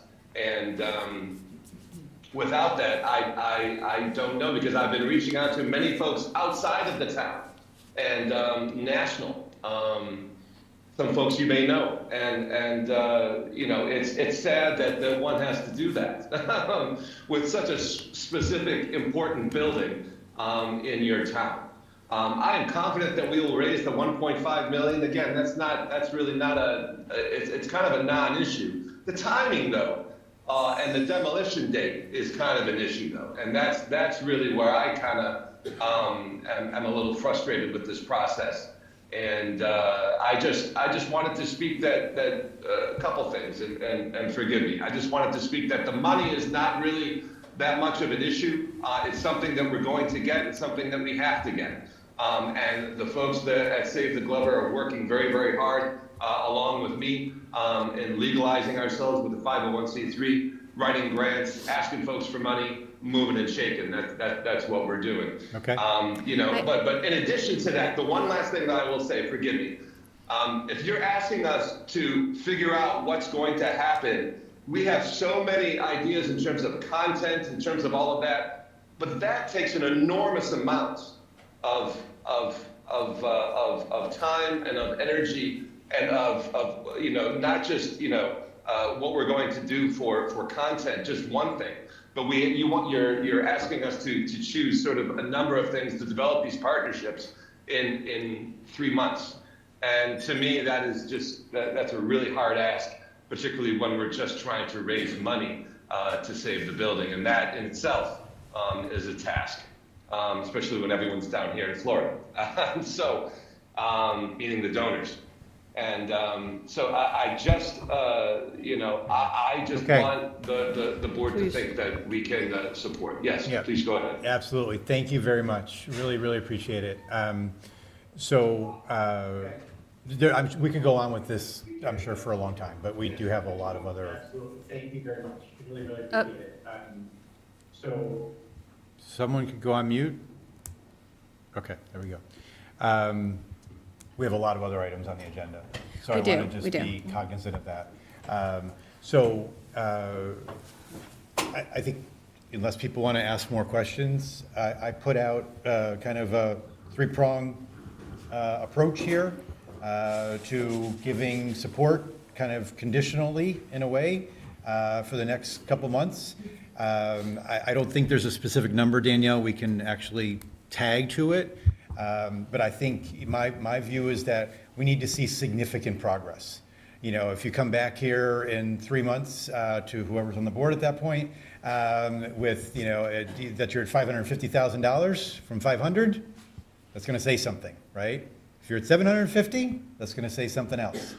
I don't personally think it's necessary to know definitively how much it's going to cost and definitively have raised all that money, you know, at that moment in time. I think you need to show clear progress, knowing more clearly what it's going to cost, as much as you can determine that if you get access, and showing clear progress in raising funds. And having a better sense, maybe you don't have every single thing locked down forever, but I would think the more you know about what's going to happen inside, the better it's going to be for actually raising money. So I think those go hand in hand. And it doesn't, you know, frankly mean that you're going to be committed to exactly that use forever, but I think having a clearer concept of exactly what you're going to do will be helpful in coming back here in 2 months. But for now, it's a 2-month, basically, letter of support, vote of support to say, go get them. I really don't understand, I'm sorry, I'm just really not clear. What is it that we're supporting? Like, Raising money. Supporting, yeah, of course. Yeah. So you're saying, are we in support of them raising money and trying to make this work? I don't think there's anybody who's going to argue that, but anything further than that, we don't have any other information as to what kind of a true liability will this be on the town between now and 99 years. So I think we need to. Right, that's the lower threshold. I don't think this is a vote of the lower threshold. Yeah. Yeah, I don't want to go backwards because I think we are moving in a good direction, but I just think it would be tone deaf to not talk about the financial issues we're having as a town in light of this conversation. I think it has nothing to do with the historic significance of this building. It has nothing to do with all the hard work and energy that you all are putting in. It is literally that the town cannot afford a track for our track runners, and we are talking about potentially $20,000 a year for the next 94 years to subsidize a building that will become a museum. And I'm not trying. No, hold on. Because they're going to subsidize the first 5 years. So it would be, $5,000 for the next 94 years, potentially, if that's what it is. We hope it's self-sustaining. We hope all these things. But I think, I am absolutely low threshold, hard stamping. Yes, please go forward and try to get to as close as possible to your $2 million goal so that we could feel really great about this being the diamond of Swampscott. But I also, we have a lot of problems on the table, and we're not able to have diamonds sometimes. We're able to just make the things that we have work right now. And I feel like, based on the conversation that the direction that the fundraiser was going, I just feel like it would be, I can't not talk about that and establish that, because we have a lot of other issues that are very expensive. We have a middle school that's falling apart. We have a lot of other things that are going on here that are not school related to subsidize our own government. And I just want to be thoughtful. It is important to me that we do have a solid plan going forward, that you're showing us how this will become self-sustaining so that it will not cost future taxpayers funds. That is important to me. So whether that's important to the other 4 members of the board, that's fine. But when you come back in 2 months, that is what I will be looking for to see to get to that next threshold. So moved. Second. So I guess we can take a vote, right? Yeah, so I guess the vote is to support you going forth and continuing your fundraising efforts with the full backing of the board and coming back to us sometime in late May to establish where we're at. And to work in conjunction with the planning board, ourselves, and you guys to make sure that we have a solid timeline so that the planning board knows where it's going and what it's doing. Yes. Okay. Thank you very much. I move that. Thank you. Okay, so let's take a vote. All in And favor? I'll second. Yeah. All in favor? Aye. Aye. Aye. I quite honestly don't know what I'm voting for, but I'm going to say aye. You asked for. I don't. We got there. I really don't, but All right, the next item is the discussion and possible vote on the 12-month demo delay. No, Yes, what's on here? the Historical Commission had a meeting yesterday with Town Council where we discussed the revisions of the bylaws, and just so you'll be aware, we will go back to the Historical Commission. Actually, it was, I'm misspeaking, it was myself and just a couple of us, and so we're going to have our meeting in April where it will go back again. But where your question was about the 12-month demolition delay, she had not commented on that because there were no issues for outside counsel on the 12-month demo delay. So I wanted to just mention that it's been run by the Historical Commission. It will be again, but outside counsel felt that it was pretty standard, and that's why it's. Jonathan, I'm sorry, I have no idea what we're talking about No, here. Is this no, something no, we have to no, talk no about or idea. not? Well, it's on the agenda. We were asked to put it on, yeah. Are you asking us? Could I just provide? No. Please. the Yes, context, please, Nick, regarding tell us, the- please. And simply, if we don't need to talk about it, let's just, Let's talk about it. but if If we he's do- talking, if you're talking illegal, can we just get this? Yeah, Wait, Nick, please. Yeah. So the idea with having this discussion tonight is that we had folks here from the Historical Commission. They have had conversations to make sure it is anticipated as a potential article for the town meeting warrant. So rather than rushing through all of these at the end, the idea was, because they have had a conversation with Robin, I think it was, Yeah. right, who does land use for us, we wanted I'm to. sorry to interrupt. This is not just about the Glover. This is in This is- general this about is demolition delays. separate, Okay. separate and apart from the Glover. Yes, correct. Correct. In Correct. our plan, What is the current after- demo delay? 9 months. Par- The current demo delay is 9 months. It's 9 months. Yep. So 12, this would be extending it an additional 3 months. 3 3 months. months, Right, which and is- it would be a bylaw for the town. Correct.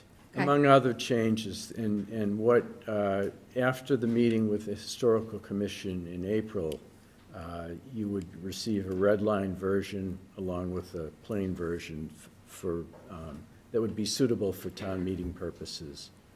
So I believe the reason you brought it up is because we want it on the town meeting warrant and need to be sure that everything's tied up. So the discussion with outside counsel happened, and our next step would be to go back to the Historical Commission, to the full commission, to discuss all of her recommendations and finalize it and get it to you for the warrant. This was an opportunity for you all to be able to ask questions of them at this point. That was ideally, just to finish up the description of why we had added it. We can do whatever you would like. The question the question I have is, why do we need it? Why do we want to put something like this on the warrant? We have a 9-month demolition delay. So why, I mean, I can tell you, I don't really see any reason to put something on the warrant. So I'm not sure what is an extra 3 months going to do? It's more than just that. The definitions have been cleaned up. I know I've been on the Historical Commission for a number of years now, as have others, and like any other set of bylaws, definitions need to be cleaned up. The demolition delay is typically anywhere from 12 to 18 months, and we're recommending 12. That's standard. So ours has always been 9, and now we're recommending 12. Correct. Okay. Do we know why it was 9, or why it wasn't the standard, or why it just is always? Would the board allow me to speak? My name is Brad Graham. I'm the secretary of the Historical Commission. Could you just grab Nancy's microphone? Thank you. Oh, thank you, Ted. Either works. Thank You you. gotta get me in stereo. I respectfully suggest that this not be discussed at this point. The Historical Commission has not taken a final vote on the proposed language for the changes to the bylaw. Okay. So I would suggest that the Select Board allow us to do that before presenting it to you. Let's table it. Fair enough. Okay, well, I yeah, agree. we can absolutely table it. I think Wholehearted support. when you come back to discuss this with us, it would be great to know answers like what benefit is it going to give you out from 9 to 12 months? I mean, me, I feel like, because it's on the agenda and we can talk about it, I would want to see some benefits that we are gaining, not just definitional changes, but an actual benefit to extending it, because to me, it feels like I don't see a benefit in it right now, so anyway. Absolutely. Great. Okay, Thank you. thank you. Thank you. Moving on then to item number 3, discussion and possible vote on the town action related to ICE and the federal immigration enforcement. Thank you, Chief, for joining us. So if I could just, before I turn it over to the chief, the policy has been revised through his continued efforts with both other chiefs in the state and with the town council. I think what we plan is that the chief can walk through the highlights, you all can ask questions, and then we can also speak a little bit to the further discussion that has been communicated in the past we might want to engage in about activities in town of federal agents. Sure. Maybe we could just give folks a minute Absolutely. to leave so that we're not causing any commotion on the sides. That would be great.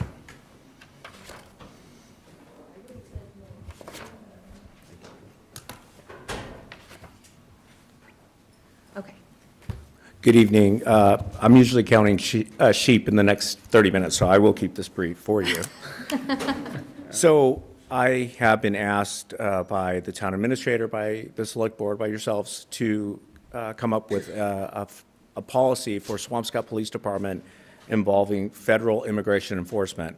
To give a high level, I understand that you already may have the draft policy. It's about 5 pages long, and I will give you a high-level overview of the policy. In summation, the policy emphasizes that civil immigration laws are the responsibility of the federal government. Officers are prohibited from inquiring about any individual's immigration status. Now, this policy states that it does not preclude the Swampscott Police Department from working with federal officials when it involves a criminal, arrest warrants, or any issues involving national security. Also, in this policy, officers are prohibited from detaining individuals solely based on civil immigration detainers, and that is aligned with our laws of the Lund decision as outlined by the Supreme Judicial Court. As a general reminder, all law enforcement agencies automatically share with federal agencies fingerprints. So when fingerprints are taken with the 18,000 law enforcement agencies in the United States, that is automatically shared with the Department of Justice as outlined by federal policy. In essence, this policy outlines procedures for our officers in handling ICE-related calls, any resident inquiries, and any after-action reporting items as necessitated by yourself, the board, the town administrator, and myself. So I am happy to take any questions that you may have.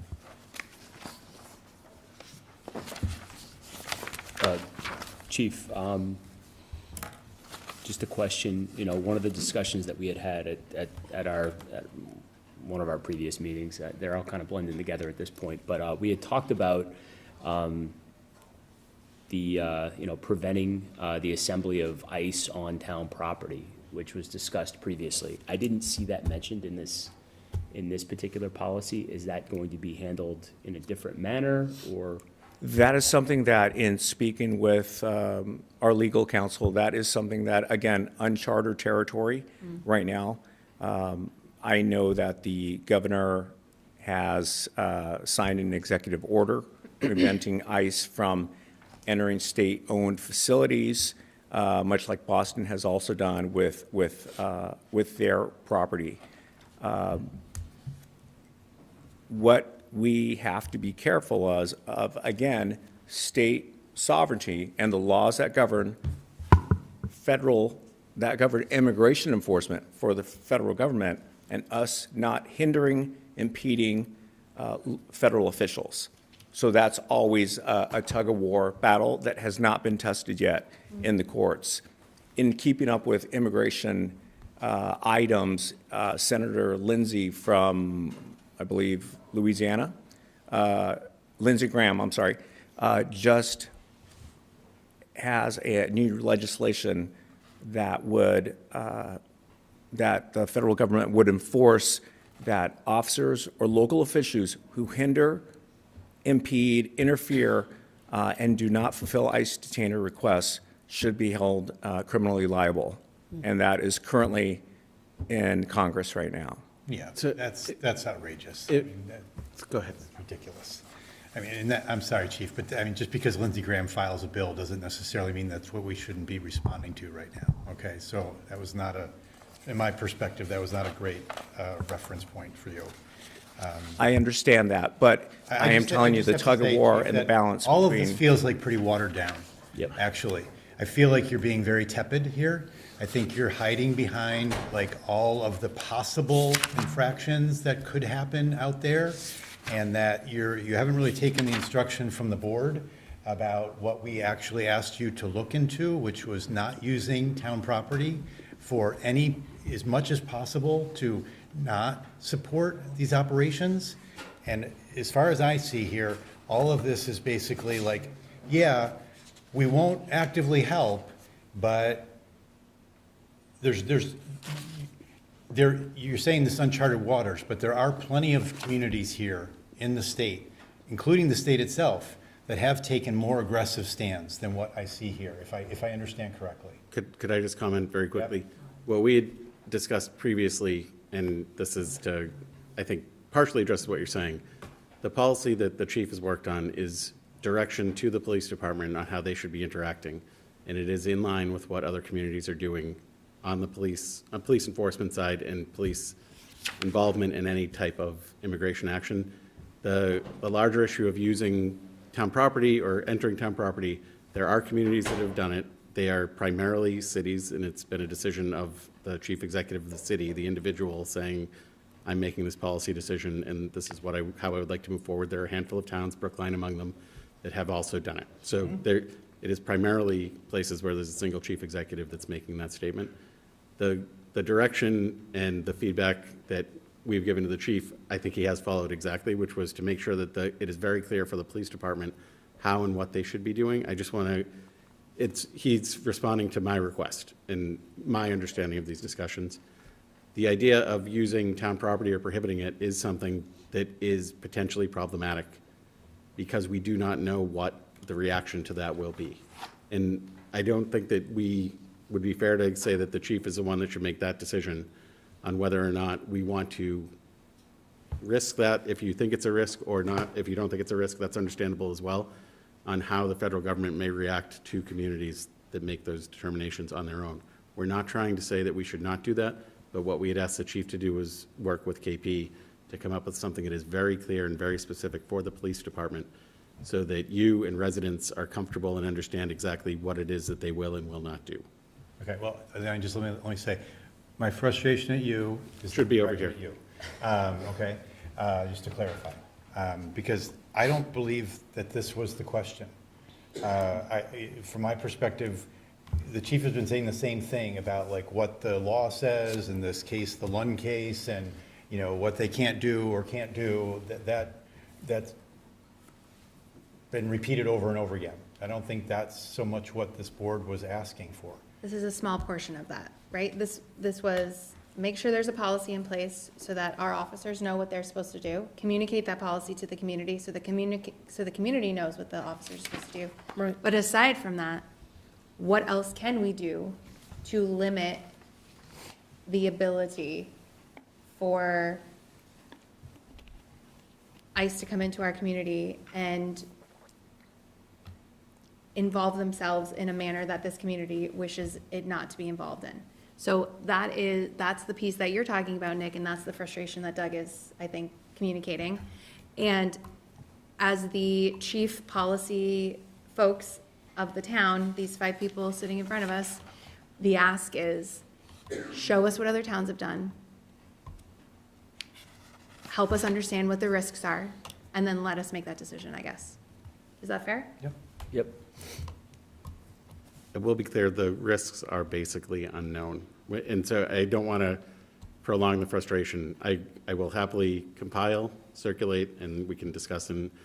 But the risks are going to be that we don't know how they will react. And so that's a piece that will be missing when I come back. Yeah, no, Of course, understood. we're Obviously, taking a there- risk, right. Yes, it will be a uncalculated risk because we don't know all the answers, but obviously there are some theories of what the risks might be, right? Like Its impact on federal funding. It's That's impacting federal that's funding is the most- number one risk, right? The most So- specific, yes. But Yeah. if any one of us can sit here and predict what type of action would be taken by this federal government against any town, I mean, we'd be magicians, right? We have no idea, right? We're tasked with balancing what's right and protecting the people that live here and standing up for what is right and trying to also protect them from federal harm, which could be God knows what, you know, but it's a tricky situation. And I appreciate your really trying to make us aware of the risk and not put us in a vulnerable position.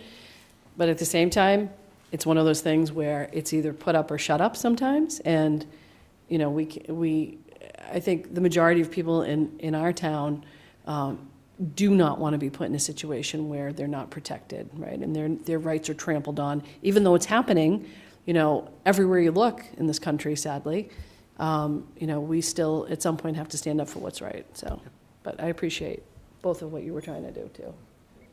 Yeah, I just think we aren't going to know all the answers, but let's talk about it more concretely to Yeah. understand what other Comparable have done towns, from a- right? yeah, So from a- not like Salem, not like Boston, not like Brookline, the big cities, but what are the smaller towns doing, if anything?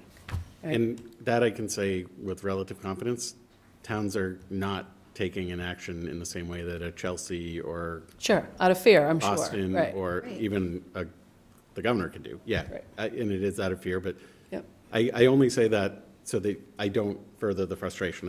We can definitely do the research, compile it. We'll do all of it. Yep. And then you can determine what you think is the community that's most like ours and the situation that we're in. I just want to make sure that you understand, like, I'm not going to be able to give you the rundown of here are the risks that people are weighing because it's really that unknown. I think we all know what it is in the back of our head, but I Right. don't want to tell you it's one thing and find out it's something no one could have conceived Yeah, and of. I'm not so Yeah. sure it's because they are a city. I think it's probably because they have very diverse populations Sure. that they're protecting.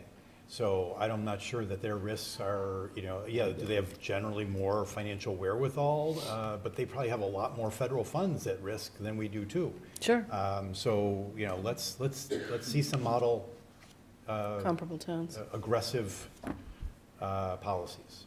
Okay. I mean, for sure KP already has this information because they've given it Of out course. to other towns. So like, let's course. just look at it. It and shouldn't see. be reinventing the wheel here. It shouldn't be that No. difficult to do. Copy and Right, paste. yeah, exactly, To some extent. Ariel? right. Have we had situations with ICE in our community? We've had probably 3 instances where they were staging on police department property, and we confronted them, asking them what they were doing, asked them to identify themselves. And I know in one of the situations where I was involved in, they were looking for somebody with a criminal warrant. You know, even on that, I just have to say, you know, a lot of this is pretext. You know, so like, I would really, not just about using town property, but even this type of, you know, frankly, half the time it's, maybe probably more than half the time, it's just garbage. You know, that people are coming up with, like, you know, old traffic infractions and stuff like that. Like, just because they say it's a criminal thing, you know, I'd like to see what other towns are doing or cities are doing in that regard too, in terms of the level of cooperation that's actually really necessary. Because they're abusing the power right now. I mean, is the standard like a judicial warrant or? Correct. Right? When I say criminal, I don't mean it's Right. just an immigration detainer. Right. It is a criminal violation. There has to be a So judicial they have federal authority to arrest anybody with a criminal violation. You know, I mean, to the extent that we have to be sensitive to that, to our residents, we also want to be sensitive to our police officers too. And I am cautious about putting them in a situation that is going to bring them in a position of harm at all, right? They live here too, right? And they're the ones that are tasked with being that middleman go-between, right? So I think there are a lot of players here. It's not just as easy as coming up with something, you know. Yes. So I'm sensitive to that piece. Thank you. And that was the idea behind having a policy that Yes. is reasonable, makes sense to them. Right. And Communicates enforceable, what you would right? like, but gives them clear guidelines on how we want them and expect them to act, and Right. also reflects the legal realities that they're operating within. Right. Correct, correct. Yeah. Okay, Thank so, I guess on the agenda is potentially a vote on this, so I think we should probably hold and review it, have comments on it if there is, go through the town administrator on the policy. I think there's one comment on here related, that sort of came over, I don't know if it was resolved, but hopefully it will be resolved by the time we meet on it next. Yeah. And then we can take a vote on instituting this as a town policy. Yep. And that way, our police officers will have a standard by which we all are behind so that they can operate in this regard. And then we will ask the town administrator to come back with that additional ask. And, Right. yeah, we'll go from there. Thank you. Thank you, Chief. Thank you. Good night. I know. Lucky you. So now we're on to item number 4, citizens petition warrant. This was at the request of the town clerk. It's just as part of the process that we go through in putting together the warrant, which it's not yet open. But these are the ones that had the requisite number of signatures so that they will ultimately be on the warrant. We just wanted you all to be aware of them. Okay. These are the citizen-led petitions. There were 3 that were submitted. They all had enough signatures. So do we need to do anything with No. these? So we do not vote on citizen petition. We do not take a vote to even support when it comes in the warrant. Correct. You- Citizens petition, we typically do not. Sometimes You can if you would like to, But we within the law. historically have Right. not. We historically have, but I do, there are two, there's 2 things in here. There's one citizens petition that actually, this request came in front of us in the fall, and this has actually been brought to us from, I don't think it's a Conservation Commission, but there's another, Which one are we talking about? Conservancy. The first, I'm talking about the first one, Conservancy. I believe. To prohibit the use of anticoagulant rodenticides of town property. That one, I actually would prefer not to see it in the citizens petition section, but in our regular warrant. That would be from the select board. That's something we've talked about as a select board for 2 years. It was, our past town administrator was very I think, positive. correct me if I'm wrong, Gino said we already follow this. This would just make it a bylaw. I've actually talked to Deb about it. Max It's Gasper to make did, sure, from her point of view, that when it's not Gino and Max who have been Correct. great partners in doing this, Right. that we are bound to do it with future forward. facilities and DPW directors. So with the question that you're asking, I can talk to both Katie and KP to see, and if it's something that, can she withdraw if we know that it's going on? I'll work out the details of how that would. Or I just want to see it in the regular, not in the citizens. But if it's a citizen's petition, hasn't that train already left the station? That's what I wanted, that's that's what what I was Nick's just saying, I'll clarifying. ask. But Nick's gonna clarify. Right, but a with citizen TP. petition can be withdrawn. If we commit to If we- putting it If in we the could- warrant, right. then the citizen would withdraw their petition because Right. it's already in the warrant, and then Right. we would take a stance on it, and we would review it Right. like any other warrant article. Whereas right now, all you do is place it on the warrant. Got when it, yeah. That time comes. I'd be fine with that. Yeah, I'd be fine with that also. And then the other one that I just have a concern with is the third one, which is the fire ban. And the only reason I'm bringing this up is this is a proposal from the Board of Health. And I'm not commenting that because I'm bringing this up does not mean I'm in support of it. I'm just saying this is from the Board of Health, and I just question whether or not it should be under citizen petition or if it should be in the normal warrant. Well, Advanced. Well, it is Yeah. a citizen's petition. Right. I believe they put it forward as a citizen petition because there was potentially disagreement when they were discussing it. We never- And discussing? No, when Not they you. were discussing. Oh, when they were Board of Health discussing it. I don't know that it was a unanimous vote or not. I can run that down as well. The vote was 2-1. Support this. So I think that, this is something that they did in order to make sure that it would make it onto the town meeting warrant. It's put forward by citizens, not by they happen to be also, the one that organized it is also the outgoing member of the Board of Health, but he organized it as resident. Okay, well, because the title here says Board of Health, and Do we need? Citizens proposed It article. says, yes, it does. It is confusing, and it is also 6 families, 12 signatures, but from 6 families to control 5,000 families, 15,000 people. So I think that's important. I mean, I just want to, the benefit of a citizen's petition, you get enough signatures and the clerk certifies them, that's democracy, they're allowed to bring it forward. So I understand the commentary and valid point, but that's democracy. And it's our job to ensure that democracy is saved on the go forward, and this is their right to do this. Whether or not we vote to support it at town meeting, only town meeting. well, so, I'm going back to my question, though, is whether or not this should remain under the citizen petition category, which is at the end of the warrant, or it should be moved further into. I think the point is, if you move it on the regular, if you want to try to move it on the regular warrant, then you are going to need the support of the majority of the board to support that, for it to end up on the warrant in a supportive fashion. Right. I think the preference from the citizens are, leave it as a citizen's petition, therefore the board will not opine on it, and let them make their case at town meeting, which they feel is a better avenue than coming before us, where we might say, hey, fires at Fisherman's Beach are a foundation block of what it means to grow up in Swampscott, and therefore we are not going to prohibit fires from occurring outside. I think that is what they are hoping not to have to do, and so that is why we're here. It's just really hard. You got the inside. It's just really hard to I'm take. just putting all the logical blocks together. I just Mary must Ellen. say, it's just really difficult to take this seriously, since it is not coming from the Board of Health, but it is coming from, as a citizen's petition. And this is something that Mr. Block tried a decade ago. It failed. Residents do not want this. And since this is on our agenda, I do want to state that. I've received numerous text messages, phone calls, stop-in chats about this very item, and no one other than the 12 petitioners seem to want this. So residents have denied this previously, and I think this will be this will crash and burn, pun intended, at May town meeting. All right, so we can leave as is, I and think we should say that this really isn't coming from the Board of Health. But for to leave it as is. Okay. I think we're burning a lot of time on this. Yep.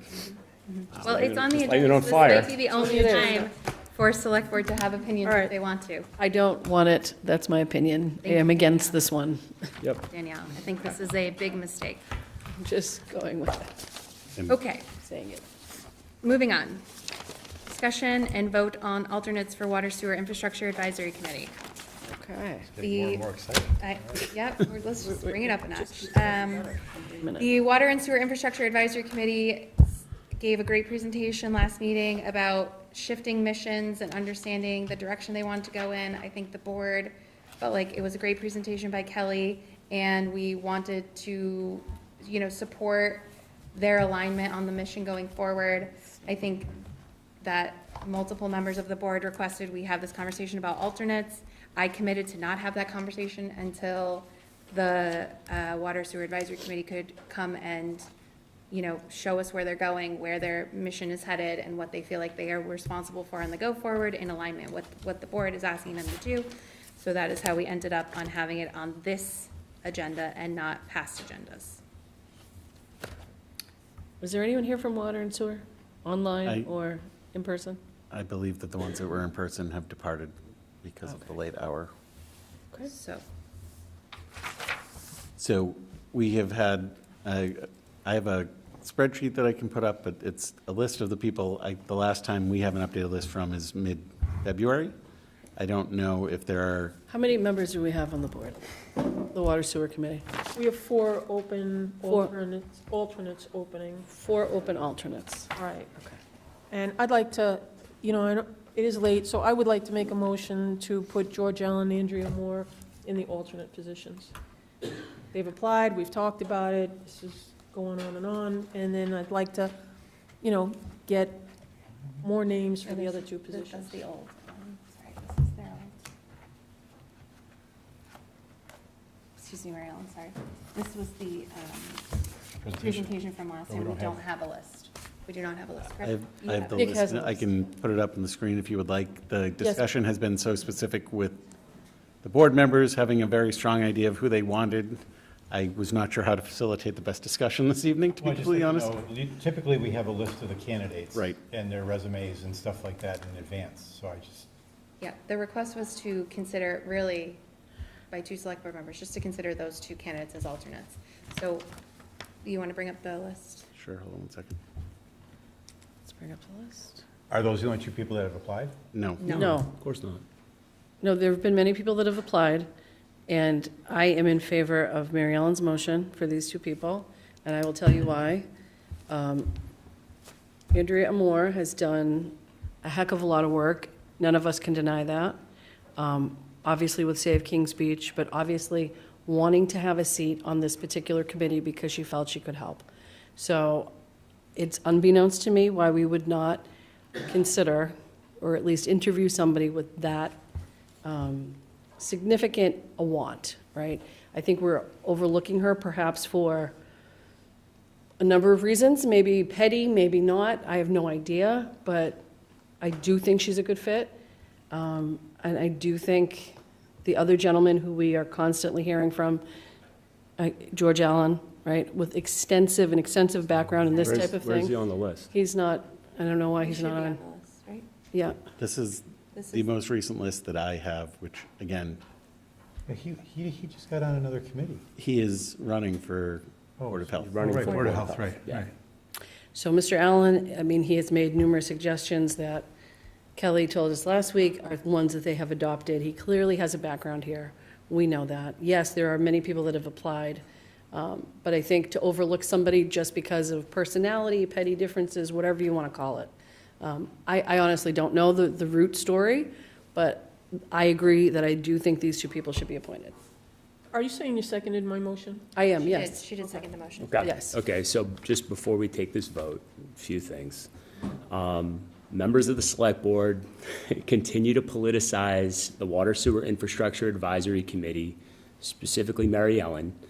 For the record, I spoke to the chair after her presentation on our March 4th meeting. At this time, she and the committee are not requesting any alternates.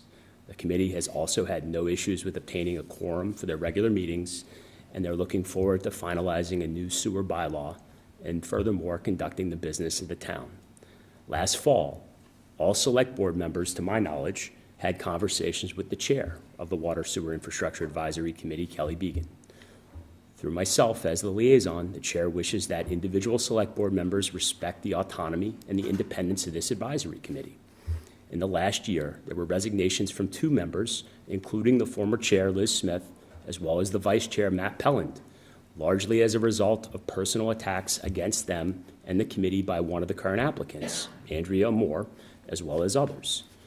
As for applicants, the chair and the committee have a full complement of full-time members and want to focus on the work of the committee, not on 1 or 2 applicants who have applied and were not selected. The Water Sewer Infrastructure Advisory Committee is not an appointment such as the Recreation Commission is. It requires technical expertise. Work here requires the ability to put personal preferences and bias aside, be data-driven and balanced, while working together with a variety of stakeholders to drive positive outcomes, ultimately for the town of Swampscott and the region. There are some qualified individuals who have the potential to be considered in the future, but this should be done at the direction of the chair and the committee, not because of political pressure applied by the select board to appoint a friend of several members to this most important committee against the wishes of the chair. You know, I did speak with the chair. I spoke with Ms. Began last week. She did mention there were 2 individuals that she was interested in. Mr. Mahoney, who does, I believe, marine testing. He would be an incredible asset to the committee. She has not spoken to him as of yet, but that would be somebody that's on her short list, as well as Nick Camerlingo. Nick Camerlingo has an incredible knowledge of municipal infrastructure, water and sewer infrastructure that is, that would match, if not exceed, that of our DPW director. Those are two individuals that, that will be considered in the future. So again, I think we should not politicize this, which we have. Everybody's had the opportunity to talk to the chair. Everybody understands the reasons. I'm explaining the reasons, and I think the select board needs to take its thumb off the scale and, for the betterment of the town, allow the committee and the chair to do their job. Thanks. I would just like to ask if Andrea Moore was ever interviewed by the chair, by Kelly Began. I don't know. The answer is no, because I've asked Kelly Began that question. So that is what is perplexing to me. I don't feel like there's an even playing field here, and I feel like we are putting our thumb on the scale. In fact, because some of us have a perceived idea of Andrea Moore's personality. And I hate to actually talk about somebody specifically like that, but it has to happen. And it's about time it happened, because we've been dancing around this issue for months now. Danielle, do you know if she's interviewed all those other people that have applied? I don't. I don't honestly know that, Doug. Yeah. But I do know that she hasn't interviewed Andrea Moore, and that's who I'm specifically talking about today. Right. Well, I think this is really inappropriate that we're not following our process. So, first of all, in any other place, we would be following what the chair says. I'm very open. I wasn't before, frankly, given everything that happened with Andrea. I'm happy to give her another chance, but I'm definitely not going to vote for anybody right now without actually having had, first of all, the chair saying she doesn't need anybody. We can say, oh, you must choose 2 people. I suppose we could say that. 4 people. Or 4, or whatever it is. There's 4 openings. But I'm certainly not voting for it without, any proposal from the committee. The name list seeming to be at odds with who's actually applying, who's even being nominated. I mean, this just doesn't seem like we're following our process. So I think there are a lot of inconsistencies here, and I personally have heard that it is not the chair who is the one that is against this particular appointee. So I think there's a lot of clarity that we need, and we need to have an open, honest conversation about it instead of trying to dance around it, right? And I'd like to have Kelly Began here in front of us to explain exactly what her side is, because I'm hearing many different stories about that, right? From whom? This is an advisory, this is an advisory committee to the select board. We have a motion on the table to add 2 more people as alternates. These people have sent in their information. They could have been interviewed or not, whatever. We have 2 good candidates. We have a motion here, and I just would like to see 2 good volunteers on a committee. There's more spaces if we want to add more people. We can even add more alternates if we want to, but I think this has got to stop. I don't know why we're trying to be exclusionary. I don't understand it. I don't think we're trying to be exclusionary. I think there is a pattern of behavior that has been indicated. We have that same pattern of behavior can be said for 5 out of the 5 members on this board right now, right? We've all done things that maybe 4 out of 5, Doug, not you. We've all maybe made a mistake. We've all maybe spoken out of turn. We've all maybe challenged authority. That doesn't mean that we get to be overlooked and blackballed for everything we apply for in the future, right? You're making assumptions, Danielle. No, not at all, Doug. I'm really not. You are. On this one. I don't think Danielle's making any assumptions. Well, I can say she is for me. I mean, that's. Well, I said 4 out of the 5, so that takes you out. I think you're Doug. right on point. And it should stop. And there's a motion on the floor. Maybe we should take a vote. Well, I haven't said anything about this yet, and I am not going to vote. So I just will let you know that I'm abstaining from this vote because I don't think that this process has been followed. I am concerned that George Allen's name is not on that list because I wanted to support George tonight because I agree. Kelly sat here and said what great work he had done and how the board aligned with so much of what he said and how he's bringing all this knowledge to the table. Right. Having heard her say that, have we had a conversation, David? Has a conversation been had given where the conversation went on the mission statement? Has a conversation been had on filling those seats based on the information that she gave before us. Because prior to that, and what I reached out to Kelly was that there was just like, we're not going to fill these seats. We're not even going to look at any of these people. Right. And quite frankly, whether it's Andrea or John Smith or Tina Thompson, it doesn't matter to me. There are 4 seats open. There are 20 people on a list who would like to participate. Why are we stopping them from participating? Because a chair has decided that they don't want to fill those 4 seats. Don't fill it with that person then. Come up with 4 other people, if that's what the chair desires. And then we can discuss 4 people based on that recommendation. And if we can't align on 4 people, maybe we can support the chair on some, and we have reasons to support other people. But I don't think it's right to be having this conversation in a vacuum and only filling 2 seats. I don't think that we have a good representation of what's on the list. And I have always been the largest proponent of supporting a chair. I am not on that board or committee. Even as a liaison, you are not a member of that board or committee. I'm not. You help and aid, you do the best you can, you bring forth issues to the select board. We have brought this issue to you, David, multiple times in hopes that you would go to the chair yourself.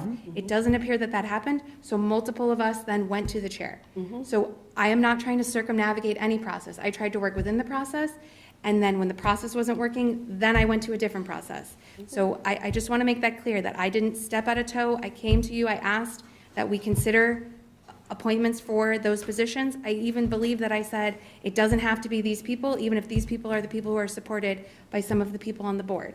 So what I am asking now is that we ask the Water Sewer Commission to take a look at the available people for the 4 seats, and that 4 recommendations come before us, that they interview, maybe not all of them because that's a big ask, but that they at least speak to the people that they currently hear us advocating for, and figure out if that fulfills a need on the Water Sewer Advisory Committee. They are advisory to us, and we are asking them to do this. You got it. Yeah. Please let us go I forth will- and do that. I will reach out to Kelly tomorrow and have that conversation with her. There's a vote on the floor if we wish. So I just want to, I don't know how to respectfully say I think this is just absurd and ridiculous.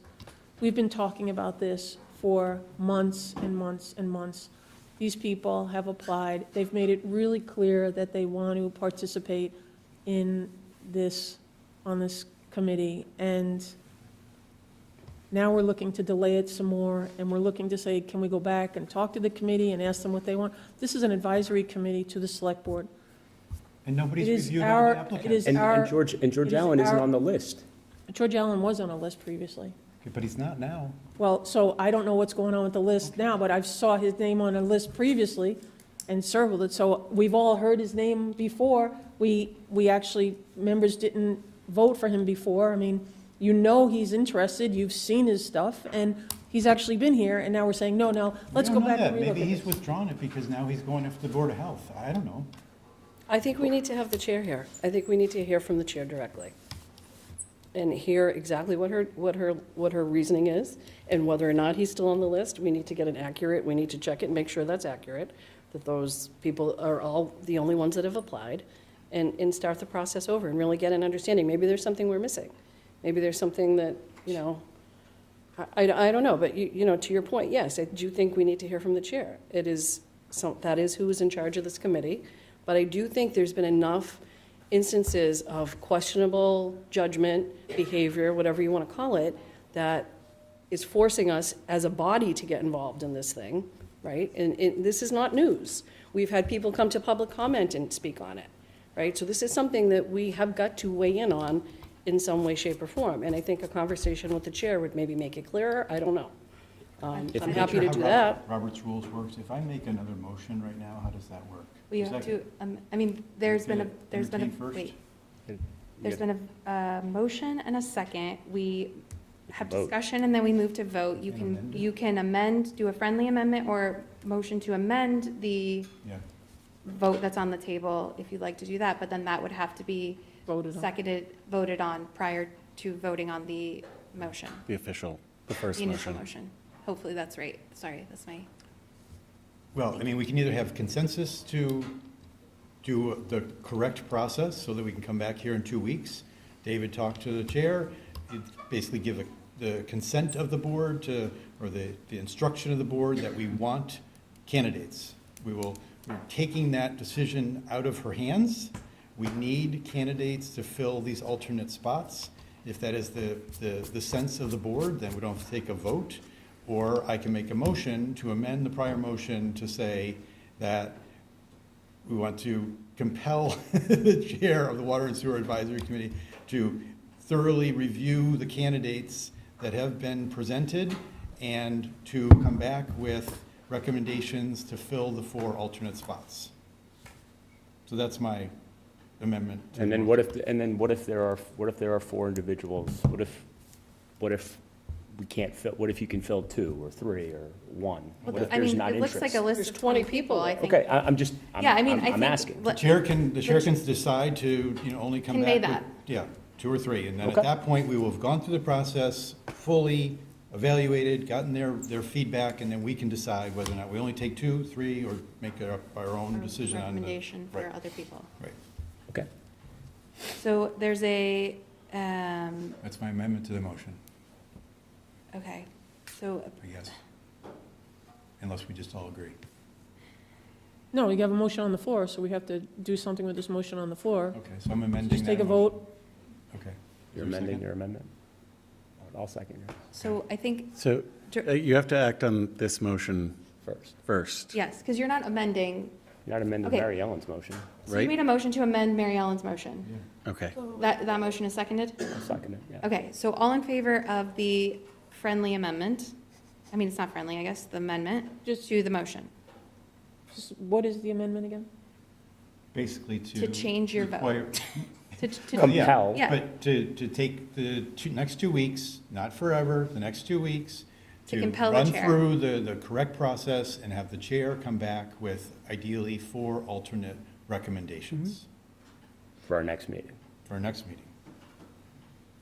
Second. So there's a second, all in favor of the amendment as Doug has presented? Aye. Aye. All opposed? Opposed?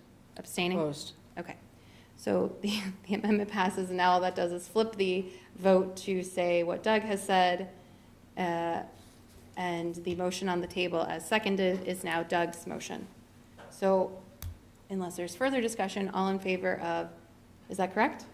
That's correct. I believe Okay. So all in favor of So Doug's all in motion? favor of Doug's amended motion? Aye. Aye. All opposed? Opposed? Opposed. Okay, so it passes 3-2, and the request is that at the next meeting this be on, Nick, please, with what is typically provided, which is everybody that has applied for the position, the resumes of all those folks who have applied for the position, if we could get that as soon as possible so we can Yep. all look at it. Yep.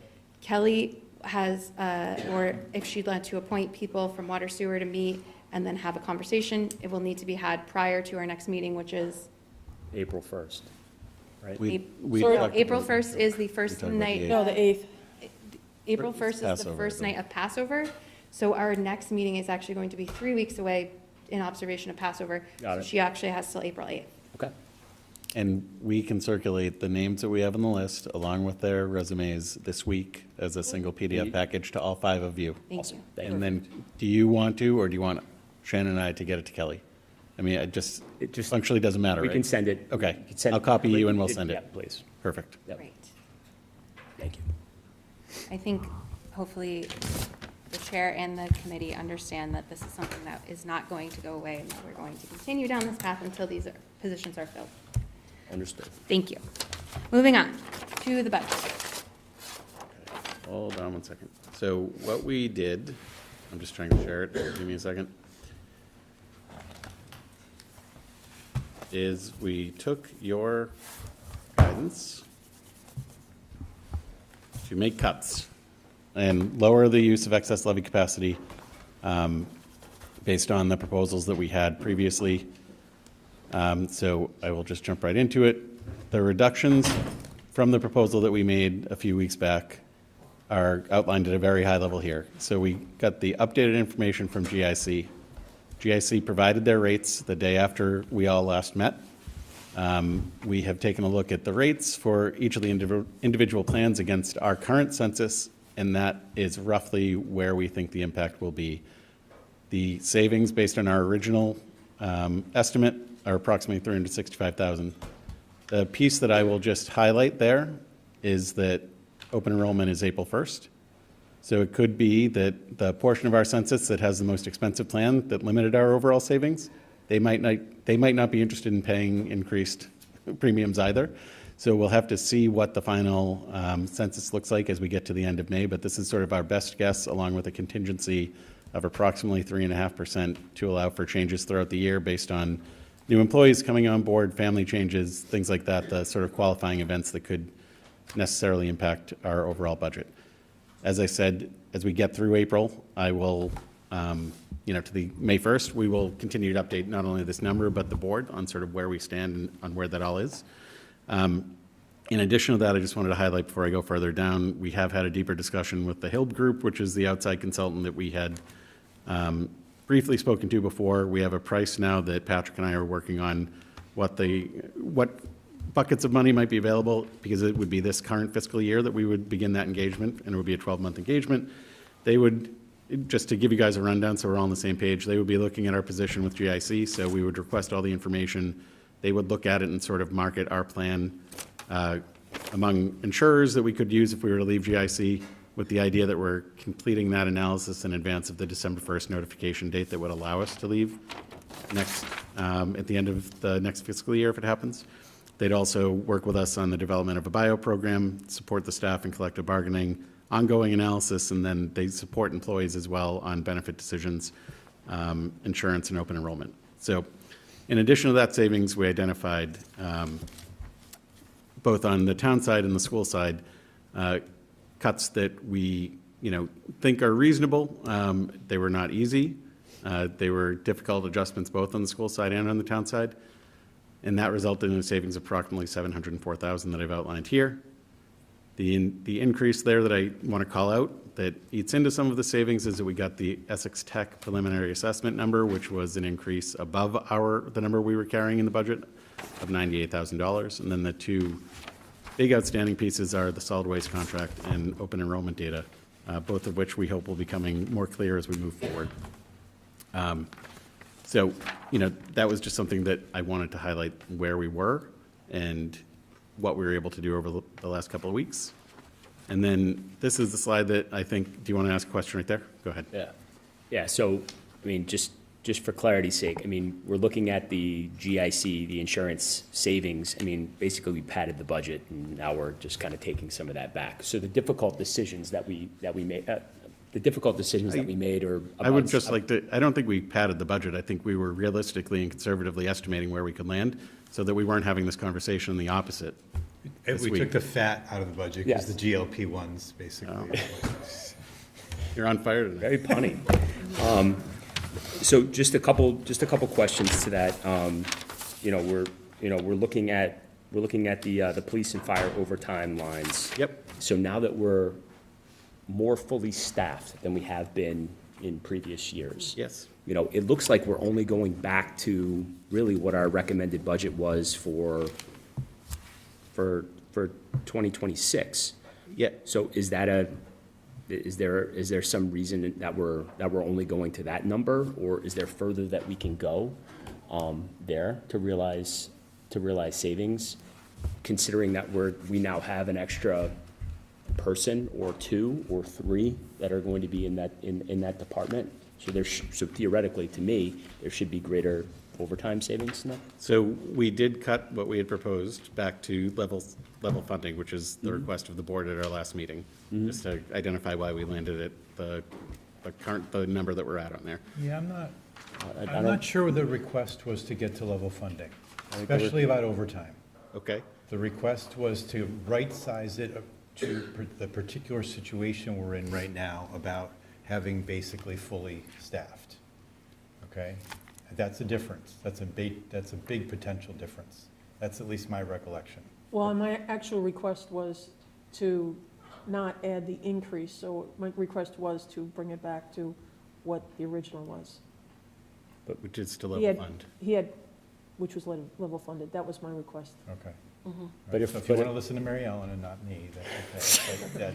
But I don't think I think more than just the two of you shared. Just as a practical matter, If we said anything extra. If we were short 4 people and now we're short 1, or we're fully staffed, we should be able to spend less far less in overtime, and that was I agree with Doug. I thought that was what we were striving for and what we were looking You for. wouldn't mind that, would you, Mary Ellen? If we could Find save more money. savings in overtime?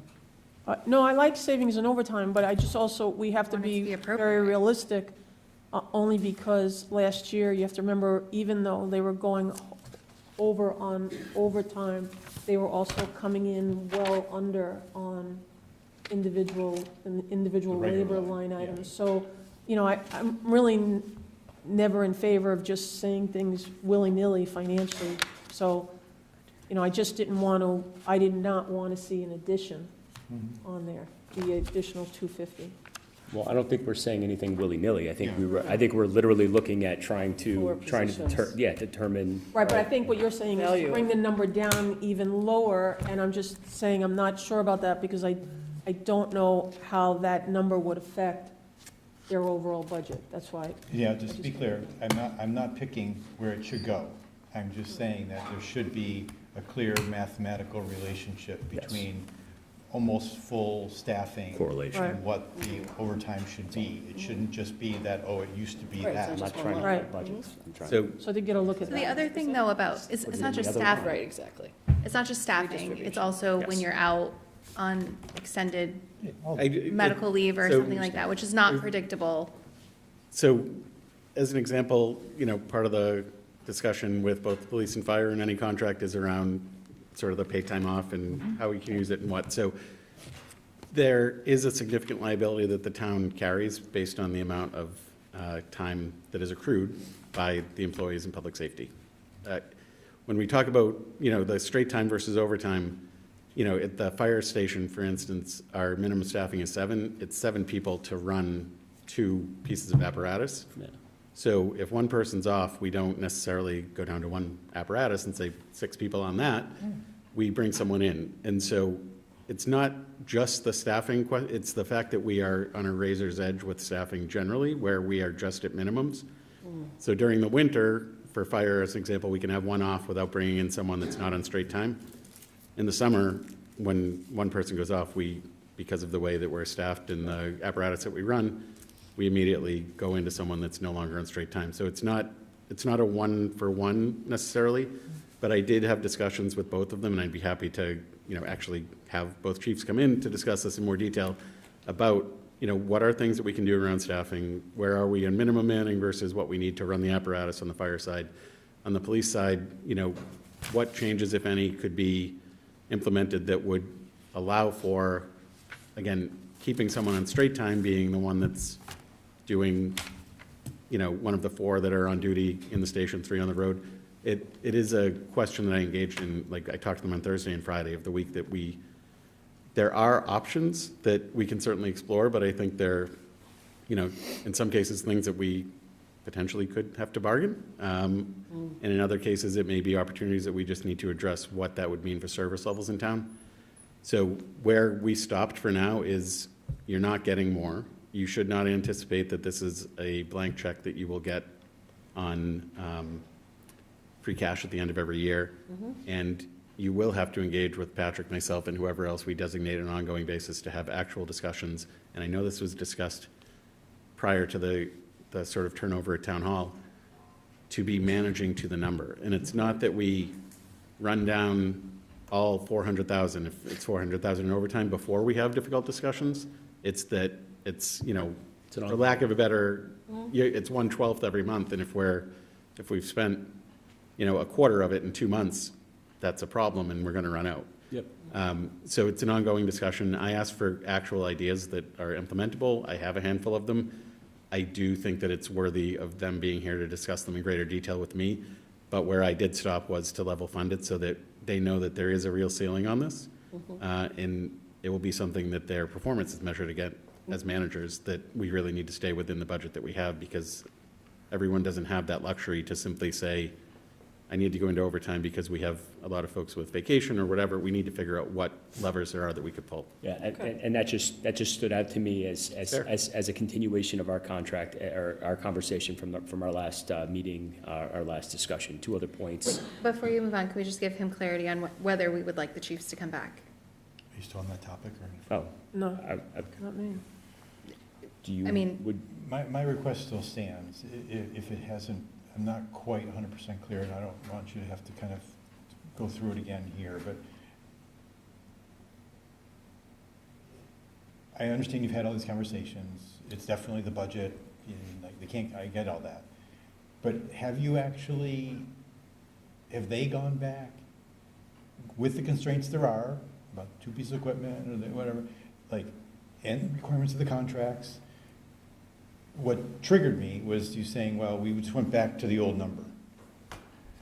Right, that's not, so I'm asking to do more of a ground-up analysis of, with full staffing, what is the minimum number of true projection for overtime? Okay. Because you're saying, so you have to remember, the police and fire are very different on their overtime. And I think what you're saying is, in 2021, it's like you're using analytical data from 2021 up until 2025. And even in 2021, we were still short. We were significantly short on the police department. In I'm not even 2021, looking we're at still that, to be honest 20%. with you. Right. We're here in 2027, we know. If it's not 1-for-1, you want to know what it is, right? Yeah, yes, please. If I'm saying it's not 1-for-1, we need to come back and say that Quantify it. for every full-time, we should be able to reduce by X. So that it is a discussion around the data and the number, Yeah. not my telling you it's not 1-for-1, or them saying that it's a difficult thing to balance. Is that accurate? Yeah. I mean, I would like to know, like, if there are plausible, actionable savings from police or fire, for example, for fire. If there is something that can be actionable, how much the savings would be, or how much we project the savings would be, and what the risks are, and then for us to have a conversation about it. Because it's great that we got to this point, and this is like not anything we should snuff our noses at. Like, we made serious reductions as we requested of you, and I appreciate it. But if there's some place more we should be going, we should be exploring it. Okay. Please. Yep. And then just two other points. Were just around the DPW part-time staff, which was, which is being cut by 15 grand. I think we saw last summer.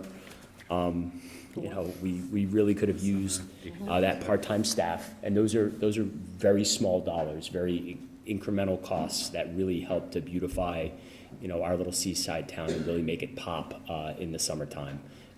I would advocate for fully funding that amount, and then I just had a question about the reduction for the 4th of July from the Recreation Department. Yep. So we're cutting that $8,500, which I'm assuming is the contribution, is a portion of the contribution for the fireworks. So how would that be funded?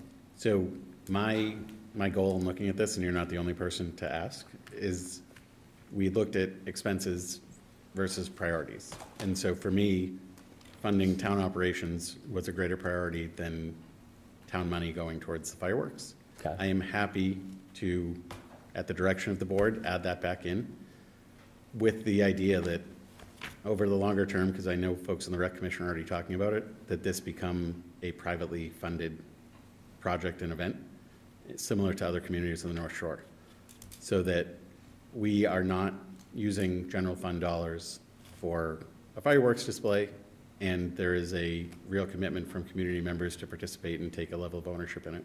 Well, I mean, I do believe that the rec department does fundraise, has a golf tournament, does a number of other things where they are using, dollars that they're hustling for. And they are actually, there have been some suggestions by the Rec Commission now to utilize other avenues for fundraising. So I think that might be kind of where Nick is going with.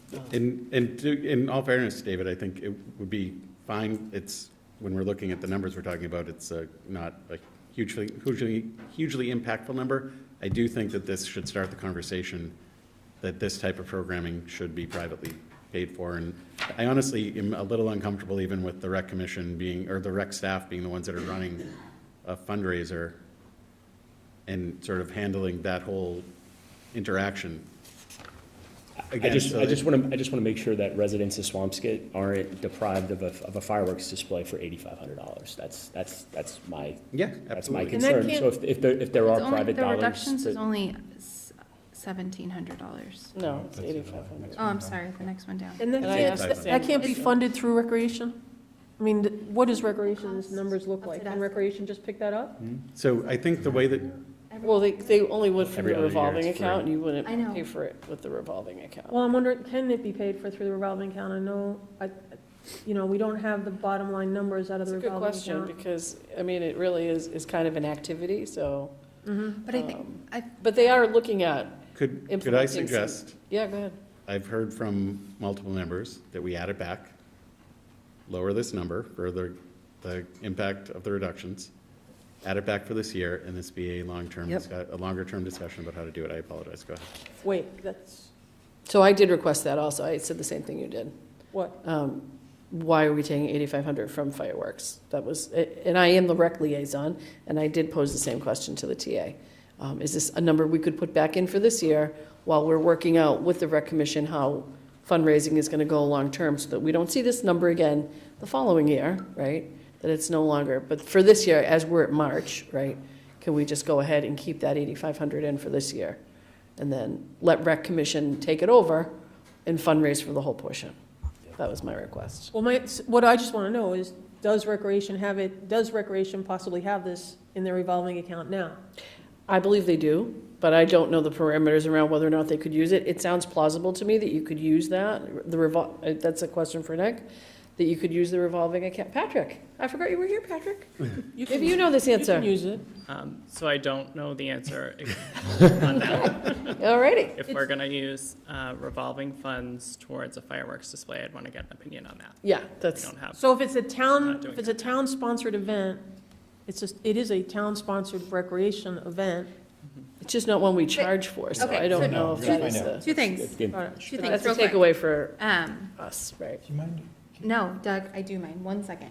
Sorry, 1 second. I just want to, I have a question first, and then the rec commission is already working on a plan, as Nick stated, to set up a 501c3 that would be Friends of Swampscott Fireworks or something like that. Correct. And they would fundraise all year long, and they would be able to sell alcohol at parades, and they wouldn't have to go through the yacht club and a whole bunch of other stuff that would allow them to make more money, to be able to more fund the fireworks. And utilize the thermos, Yes, the without thermometer having temperature thing that to we go used to through any use. of this. Yep. But what is this $8,500 going towards exactly? Are Actual we literally fireworks. writing a check to TNT Inc. and they're Pretty much. setting off fireworks, No, or is they're this to the city of used Lynn. for other things? There's- The city of Lynn. The two primary expenses are TNT Yeah. and police details. Correct. So it's, what is going to what is. Right. Okay. No, I only Subject ask to- because I know every other year Tedesco donates the golf course in order to have the fundraiser to subsidize the fireworks. Right. And I didn't know if any of this $8,500 is used to No. pay for Tedesco. No. Okay, great. Thank you for clarifying. Sorry, Doug, now go ahead. No, absolutely fine. I was hoping that the TA could go to the next slide so we understood the context, because I think there's some other information there that we don't have. Are there any other questions? Well, I want to see the, Okay, I just want, since people were. Yeah, but it's like the bottom line is, we were I starting. know, but I was trying to get a question like 45 volleys ago, so I just wanted to ask that question. Oh, yeah, absolutely. Thank you. So this slide is meant to show, because we discussed this at the last one, the impact both on the levy, or the excess levy rather, and the anticipated impact with the current valuations of property and everything, which will be subject to change over the next year, so it will likely be a little bit higher. But this is meant to show where we anticipate the cost of this budget as currently outlined, not including 15,000 back potentially for summer, or the 8,500 for, those are sort of on the margins. In addition, this number, I believe, Patrick, you can correct me if I'm wrong, was calculated prior to my last discussion with the superintendent, where he sort of gave their best number so far on where they're able to get, because they went from 3.96 to 3.25 on their increase. That was their sort of contribution to this. So again, that's just on not the included? margins. Excuse me? That's not included? That is not included. The from 3.5 to 3.25. So the quarter percentage point is not So it's included. approximately $40,000 on the total, right?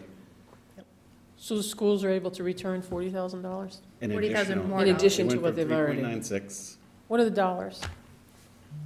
So I think on the town side, it's 459, and the schools are 244, 245. And then in addition to that, it's the healthcare savings, which is one of the shared costs that we all have. That's how we get to the just over $1 million, then you put in the 98,000 increased assessment for.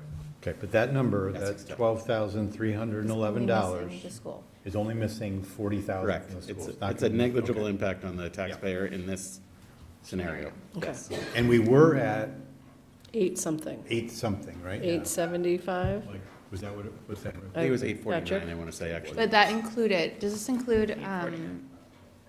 849. This is just the cost of this doesn't include CPA? no, no. This number is just the cost of the, This number does not include CPA, the 670 there. and the So 850 this is just doesn't an either. impact, this is just tax. Apples to apples. And that's You're the over. asterisk on the top two there, that's meant to identify the fact that there is the CPA that was added in both years and will continue to be added, but I just want to highlight, since Okay. it was something that was voted on and adopted by the community as we discussed it, So your reductions have resulted in a $179 approximately. roughly decrease on the impact of the taxpayer. Correct. Thank you. And then the estimated excess levy of 1.9, I just want to highlight in that 200,000 of that is the levy losing excluded debt. So the levy comes down a little bit because it's $200,000 in a debt exclusion that is rolling off. So that's not Right. that we're spending it, but it will disappear, so we want to make sure that it's sort of identified as no longer being available at the end of this year with this revised proposal. And that brings us, and the same was true with the 2.8. 200,000 of that was that debt exclusion that's rolling off that lowers our overall levy.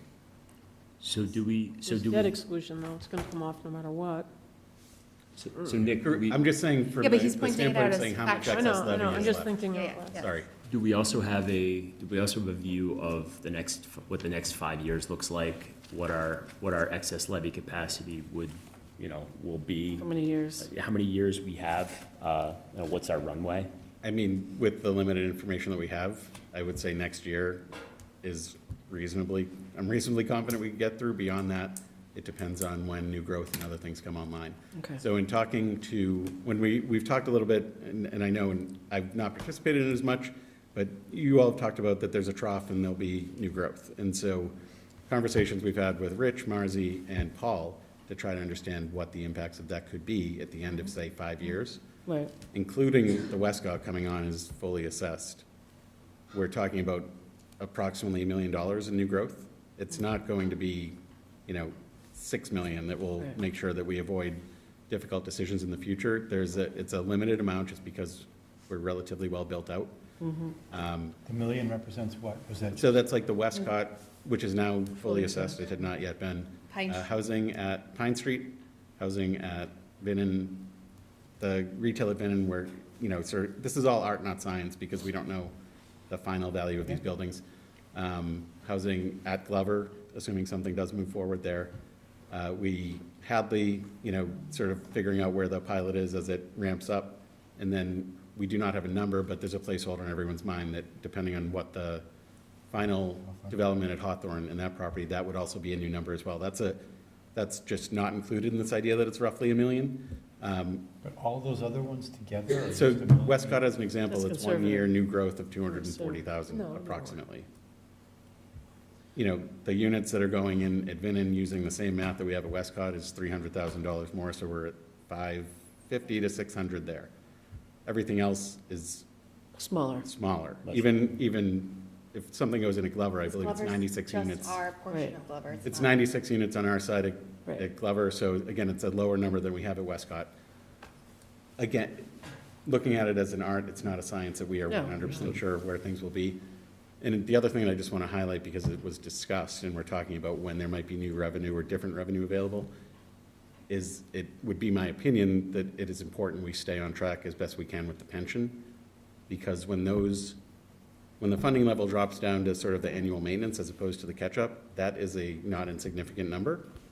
And that money, some of it would need to go to OPEB, in my opinion. It's the decision of you and obviously town meeting in the end, because we've been avoiding funding OPEB. There'll be the maintenance number that still goes to the pension, but it will be multiple millions more, most likely, that we have now in operating that are available. And when you say multiple, is the delta 3 million? Potentially. Potentially $3 million coming off. It's a question, though. At the end of 2031. So I'm saying, no, it's at the end of 2031. I'm not saying that 3 million comes off. I think the last payment is 7. I think it's 7 or 8 million, and then it normalizes to, I think, 1.5 million in the current funding schedule, so that's a big delta. Yeah. Okay, so the delta is $6.5 million then. So the big variable. I just want to highlight, some of that necessarily will have to go to OPEB. Right. Yeah, Depending on what the state. There is no statutory requirement with OPEB yet. It will come at some point, so we cannot be in a situation where we did 50,000 in 22 and didn't do anything again until 32. Right. You know, or if that is the case we do, then it needs to be a significant number when we start to go, you know, low 7 figures probably to start to catch up on OPEB at that point. And that's what other communities are doing as they fully fund their pension, is they then make a significant investment in OPEB, but also have more money that is just more freely available to be used for other priorities within the operating budget of the community. So I would consider that, as you talk about the trough that we're coming out of, as something that is almost new cash that would be available for the operations of the community. But not until 2031, Correct. 2032. But if we were to push it out, then it pushes out that opportunity as well.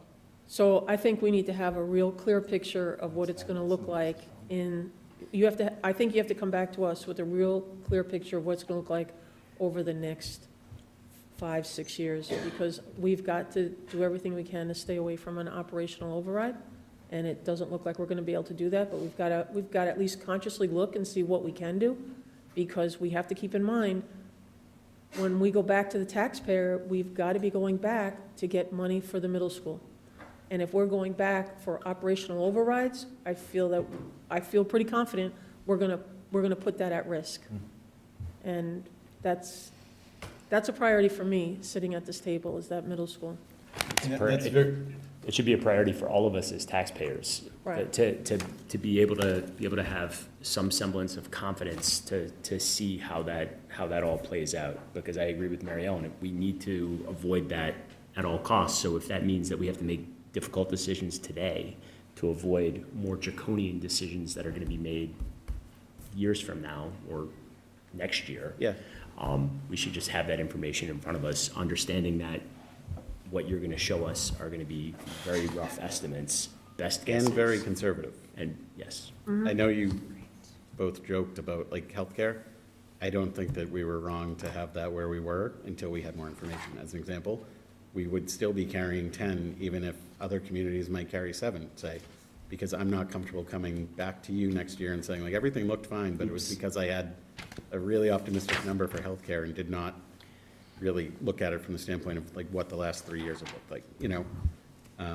So I'm long-winded way of saying my projections will make it necessarily probably look worse than it will come out, because my goal is to make sure we are planning for this worst case and walk into a scenario that's better than that, and some of these decisions are a little easier in the future.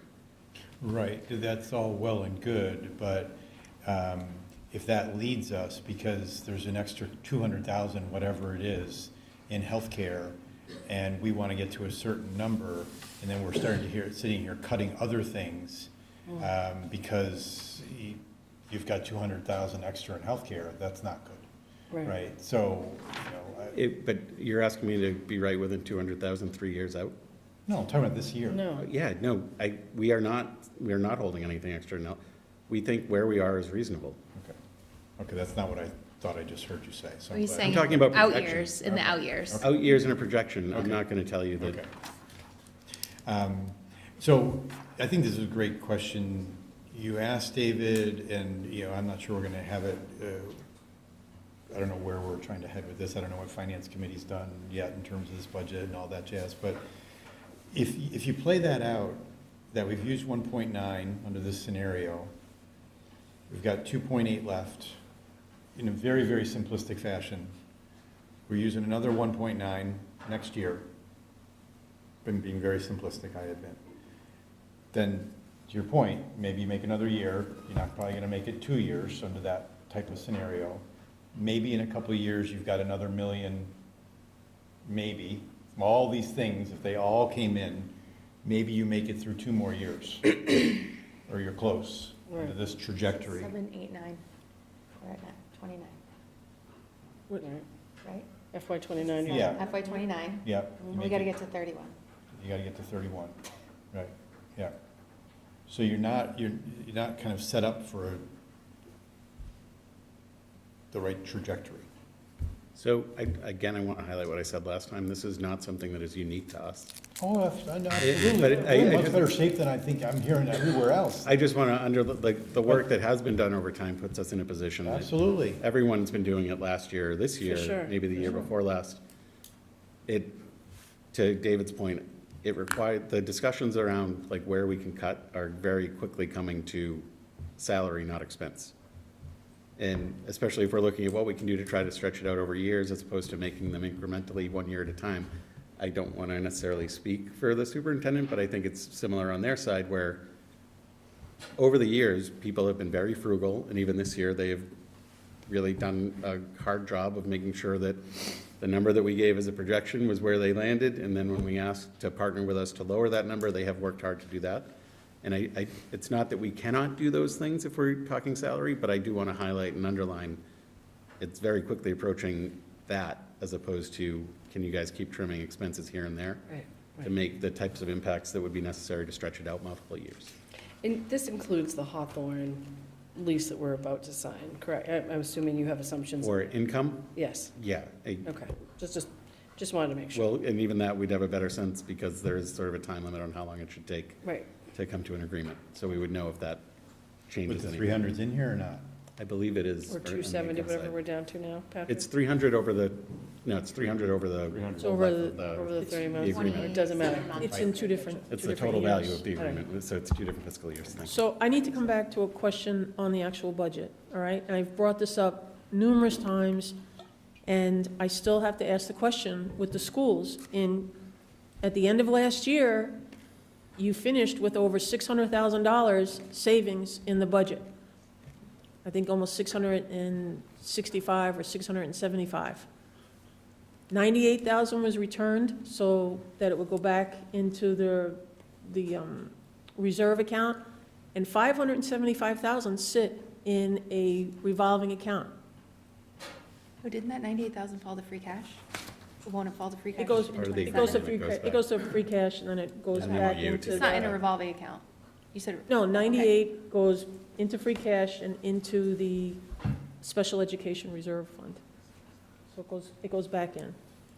So, yeah, that's what we voted on at town meeting. This is the channel, it goes into free cash, Well, and that's then out of because free we cash. voted that other it money goes that we into- Their- were going to give them, Their we return goes revoked. back to Yes, them for got the it, got it. special It ed. goes back, sorry. Okay, but Yes, got it. 575,000 is moved over. It was saved, 507 is saved in the budget, in the 25 budget, and then it's moved over into a revolving account, In the hunt, or? in the Hunt revolving account, and I think that 575 should be going on this budget and reducing this budget. Okay, so is there any So can we clarify dispassionate, this? can I just finish? Is there any dispassionate way that we can walk through how that money is that part of the budget for going forward for this year, and therefore you needed less because that was used for this year's budget? So I can tell you that if you... One, the Nahant payments come in installments. So at certain times, yes, it's high. In June, it's going to look different. A year from June, it's going to look very different because we're using a lot of that money to reduce our ask this year. And that's what I can tell you. Can you just say that again, so I can understand it? The payments come, I believe it's 3 times a year from Nahant. Okay? So depending on when you look, it could be high, and depending on what we paid, it could be lower. So right now, it's high. In June, it's going to look different because that's when we have the payments to teacher salaries that come out of it for the summer. we've also used that money to reduce our ask this year. And we're in negotiations with Nahant right now. So that's all I can really say about it. I mean, we were smart about who we hired.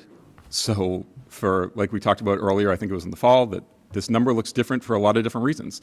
We had people leave or retirements, and then, I feel like I made a decision to, tell our principals to hire low, and somehow that's not, maybe it was the right thing. But we, for a multitude of reasons, the Nahant revolving account grew, which is not necessarily a bad thing. We're asking for way less now because we can use that money. And again, that money is going to look different in June because that's when the payments go out. And it's going to look a lot different a year from June because of where we are now. And we've reduced our ask from 396, which I will stand by, that if you look around was a very reasonable ask, to 325, which, to your point, we're using this to get lower. So. Yeah, okay. So in your Nahant, when we asked for a report on what does the Nahant revolving account look like at the end of the year, when it started in 2020, I think at the end of the year it was 0. I think the following year, I know, Patrick, can you pull up those numbers?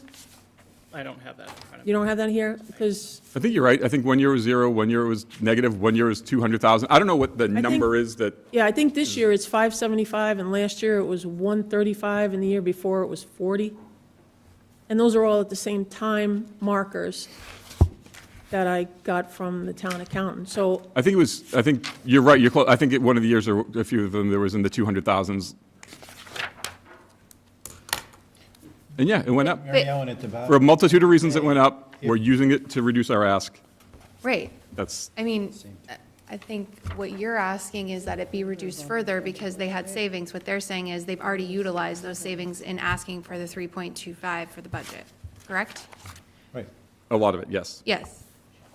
Wait, a lot of it or all of it? Oh, I know. Not all of it. That wouldn't be, not the No, whole. I'm sorry, all of the savings. Obviously, there's funding that's in there related to the operations that are necessary, and that's always kept in there. Yep, Right? There's a exactly. reasonable amount that's kept in there. Right. But as discussed, there was an additional amounts in there. Yes. And which you've we have used those to additional reduce. amounts to offset the ask for this year. Yes. So you literally used it as a Savings account to help you pay down the budget this year, knowing that you might not be able to get the same dollar amount from us that you possibly could in other years. Correct. So that's what occurred, and that's what they did, and that's why they can bring the budget down 3.25%, Yes. because they saved last year, and now they're utilizing it. They're doing exactly what we're asking them to do.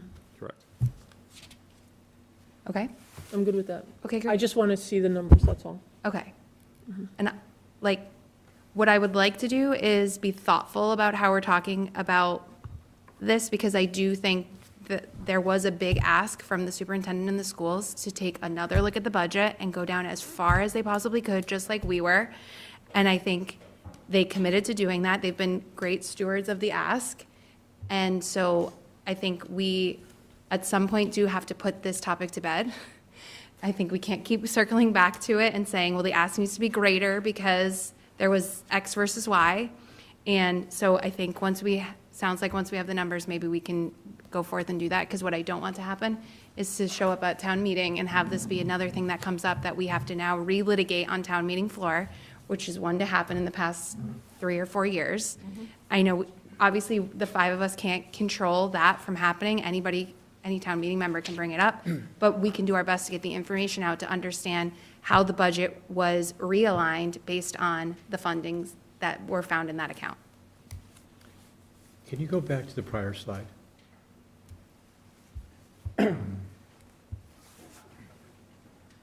So, I hesitate to do this, but just for the sake of clarity, $700,000 reduction in spending, you said that was like 450 on the town side? 460 and 245. 245.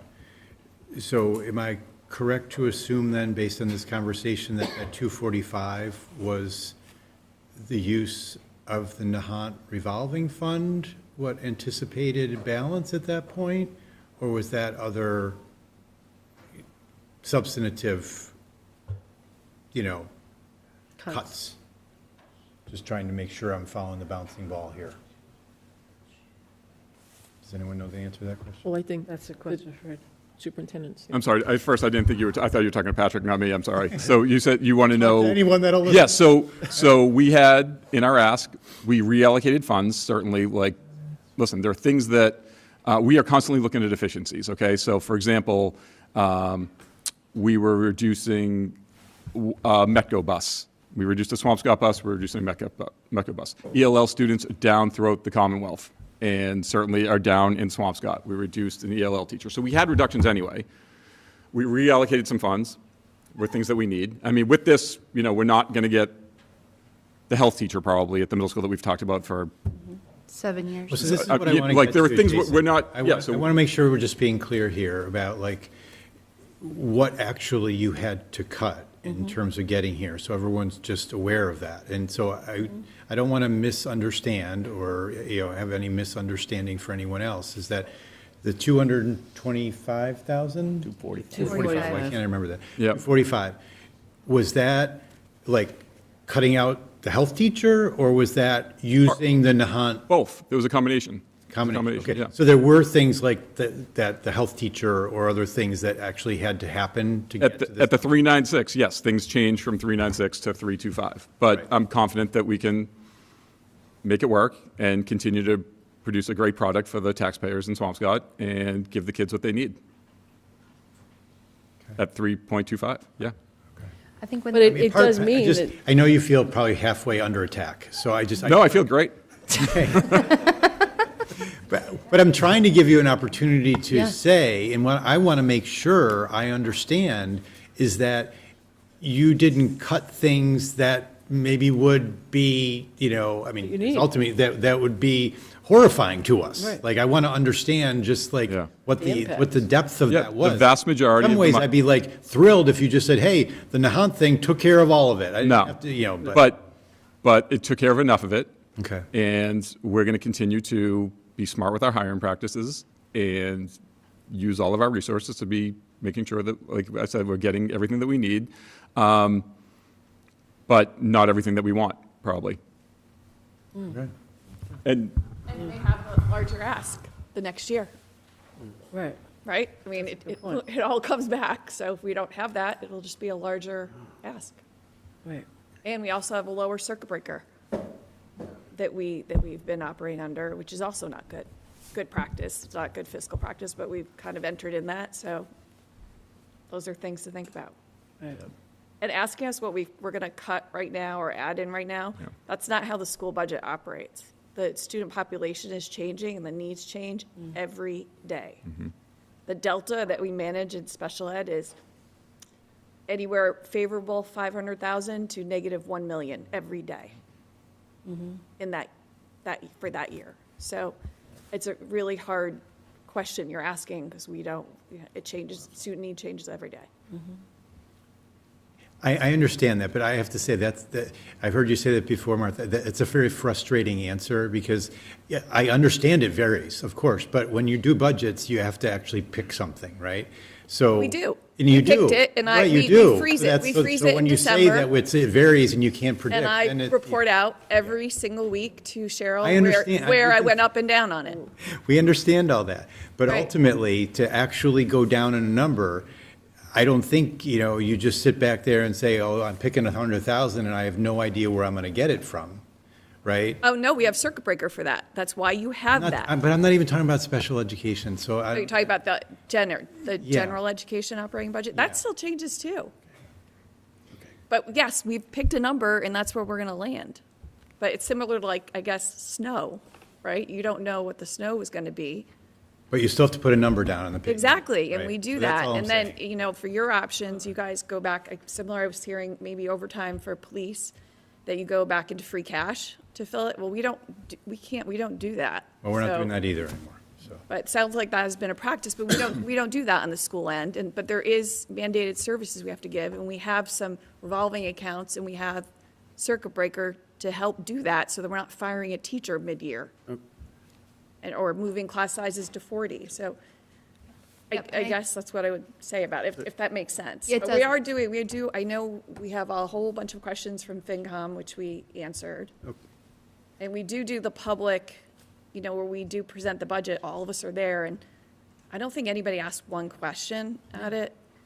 I also do a presentation in May about the entire special education budget, and I don't see anyone there at it. So I guess I would want to say that there are times we were there to really go as deep as you want into every detail you want. But it doesn't really happen that way, because now it's 10 o'clock, and we came. I wasn't even supposed to speak tonight, but when we were there, nobody did ask. And I guess we're really skilled. We do know what we're doing. I would invite you all to be there to speak to us. Because I don't want people not to think that it's not transparent. It's transparent. It's all over the Department of Ed website, everything we do. Martha, we love what you're doing. I have no idea where this conversation's coming from. I wasn't even asking you a question. I'm sorry that you feel like you have to answer these questions, because I wasn't even asking you a question, so. Well, I think it's just, yeah. we're kind of a team, like we work together, so I guess All right. that's just. Okay, if we could, if you don't mind, If I could just ask, Please. for the purposes of this, the two direct questions, put back in the 8,500 seems to be the will of the board for this year, and we can work with rec and others. Is that okay with everyone? I would prefer you go back and look and see if you could get the 8,500 out of the rec revolving account. I really don't want to add anything more into this budget. Well, that's a question for Patrick, right, to see if that. He's going to get the Okay. information. Right, so he's going to take that Okay. away. My gut reaction, that's probably not Right. a good place to go for that, but I'll But why, find out. just help me understand why. If recreation, It's not a program that That they pay for. generating program revenue. You don't pay to go to the 4th of July show, That's a right? general public, similar. to right, the but we community didn't pay to event. go to Easter bunny hunt or whatever. We will, we will. you do This we will- year, well, I do guess pay this to go year to now Easter you bunny pay hunt. $5, for like, each my phone aid. rang about that, yeah. But, Well, but in the past, everything we costs paid for something. Easter bunny hunt out of the revolving account. That's my gut reaction. I We will will, get a firmer. we will look at that. I would request, if possible, that we do get a vote from you to move this to FinCom, because FinCom has not started a detailed review of it, because they're waiting for a vote from you all. The charter requires you all to move it forward to FinCom. which we And should. FinCom's The working whole on budget, this. or what do we? they have not gone through this in a line-by-line manner, because they are waiting for a vote from the select board. We had this discussion in the last two FinCom that they would like it to move. Okay. And the charter does require that it moves from here to them. We can continue to make edits to it, and we will continue to put it on the agenda with you all, and we can provide any updates that maybe. So I guess the only, sorry to interrupt, No, go ahead. I'm sorry. It's fine. Go ahead. The only, I guess we could vote, I would entertain a vote to move it forward to FinCom, but I just would like to understand if it is to include the 8,500 or not to include the 8,500. I think wanna we should present them with- probably include the 8,500, and if we find out from Patrick that it can be used, that we can use revolving, we can take it out, right? Great, But I think we should keep it in there for this year. okay. That would be my request. And the request would be, even though we're approving it to go to FinCom, that we would still take a more deep dive into the overtime and the savings related to police and Correct. fire, which you It are. would allow them to begin their review Yes. individually by getting it to them, and then we will absolutely have police and fire come on the 8th. And then what about capital? Well, Right. This is that's, just- that's, That's the- that's, next. the, that's the next conversation. next But the capital number is in the budget. We can, just as with other things, it can still be adjusted. But are you There- asking us to vote up or down on this budget? No, just Or to just push it forward up. Vote to pass it to FinCom. Process-wise? Yes. Oh, Vote to okay. pass And it then to FinCom. do we have clarification from the board as to how we're going to handle part-time staff with the DPW, the summer help? I think he's asking you all, not me. I'm asking the board. Oh, sorry. So is that a number you want, you're requesting? I was be put looking back in? I was looking to put back in the 15,360. No, it's 1,500. 15,000? 15,000. 15,000. No, I think we're in a, I think we need to get clarification from Gino of what that actually entails, right? So we know what we're, if we don't put that back in, what we risk. Is that trash being picked up every day in the summer? Like, what is that? Is there something we can identify that 15,000 affects, right? I mean, I think that's a fair question. It was a cut that he identified when we asked That he could live for without, reductions, correct. which sometimes he does It was a- very generously, but I It don't was a want it cut- to be at a It was a cut cost. that he made last year, too. Right, And right. we really could have. Yeah, and then on top of that, he gave us 10,000 out of snow and ice. Right. Well, that's not happening. Well, that's not happening this year, No. but I'm just saying, this is what Gino does, and he always does his very best to make it work, and I don't think anybody's noticed a difference between, you know, the beautification of Swampscott based on that $15,000. So I would venture to say, as much as I would love to give it to him, that is not something we can do right now, so I would vote in favor of the 8,500, but That's fine. I'm not going to die on that hill. So I'm happy to make a motion with the 8,500 to advance this to FinCom. Second. any more further discussion? Yeah, I just want to say that I am not satisfied with where we're at, so in no way, shape, or form do I want my vote to move it along in the process to indicate that I'm feeling good about where we're at, because I think we're at still an unsustainable level. Yep. May I ask a question? Absolutely. Where would you like us to be? Because we need a target. It can't, Right. we want to be responsive to the request. I'm not saying it to be smart. We Yeah. want to be responsive to the request of the board, so we need to have a target of where you would like us to go. Understood, but without seeing those next few years with that conservative projection, it's really difficult for us, it's really difficult for me, speaking for myself, to look at this budget and say, well, I think we should dip $1 million in or $800,000 in. We're just trying to determine what this runway is, what the trajectory is, so we can avoid that operational override, knowing when growth, as round of a number or as conservative of a figure as you'll put on that, what that looks like moving forward. Otherwise, we're Guessing. we're guessing and we're shooting in the dark, however you want to call it. It's 10:05, sorry. So I think we need that information to be able to get you, to have a more rifled approach to this, for me. Yeah, I agree. Takeaway is the 5-year projection, Sure. right? And- Those numbers will kind of direct how we direct you to look for more cuts, if necessary, or where. Or more Or revenue, or identify. when the revenue. Right, or revenue assumptions. Yeah. Kind of give you that I mean, in the end, guidance. it is literally just a point in time where we say, I mean, this is the tale as old as time. We value the goods and services we have, and our taxpayers value them so much that they have to pay for them, or the taxpayers have said, we are not interested in paying anything additional, therefore, goods and services have to get cut. I mean, those are the only two options. So at some point, you're gonna have to say, okay, so we have a 5-year runway, hopefully, right? 5 or 6 year runway, and it looks like we can get maybe 2-ish years out of this, and then we're looking at something else, and that's when, basically, it's going to say, like, that's when we're gonna start cutting goods and services? Or that's what, like, If I could That's- ask another way. please. The idea is to totally avoid, over 5 years, ever going Into to an the override. voters with an override.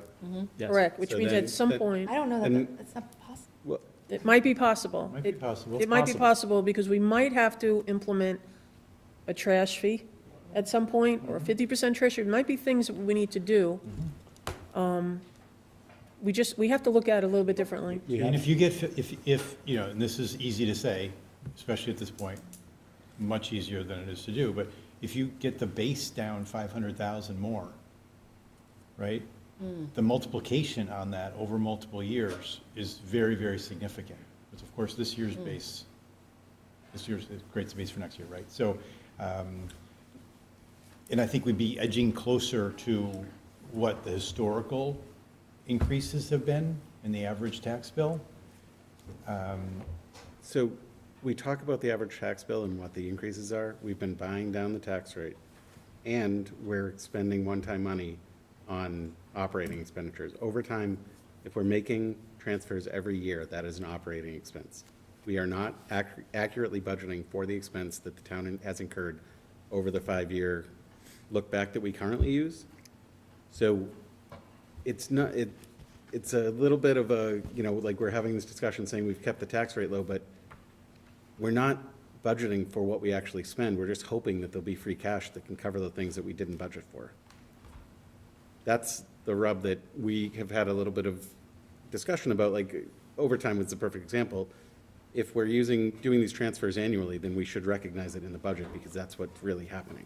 That was why we came to you with that. Yeah. We took the direction, we took that out, we'll figure out what we do going forward.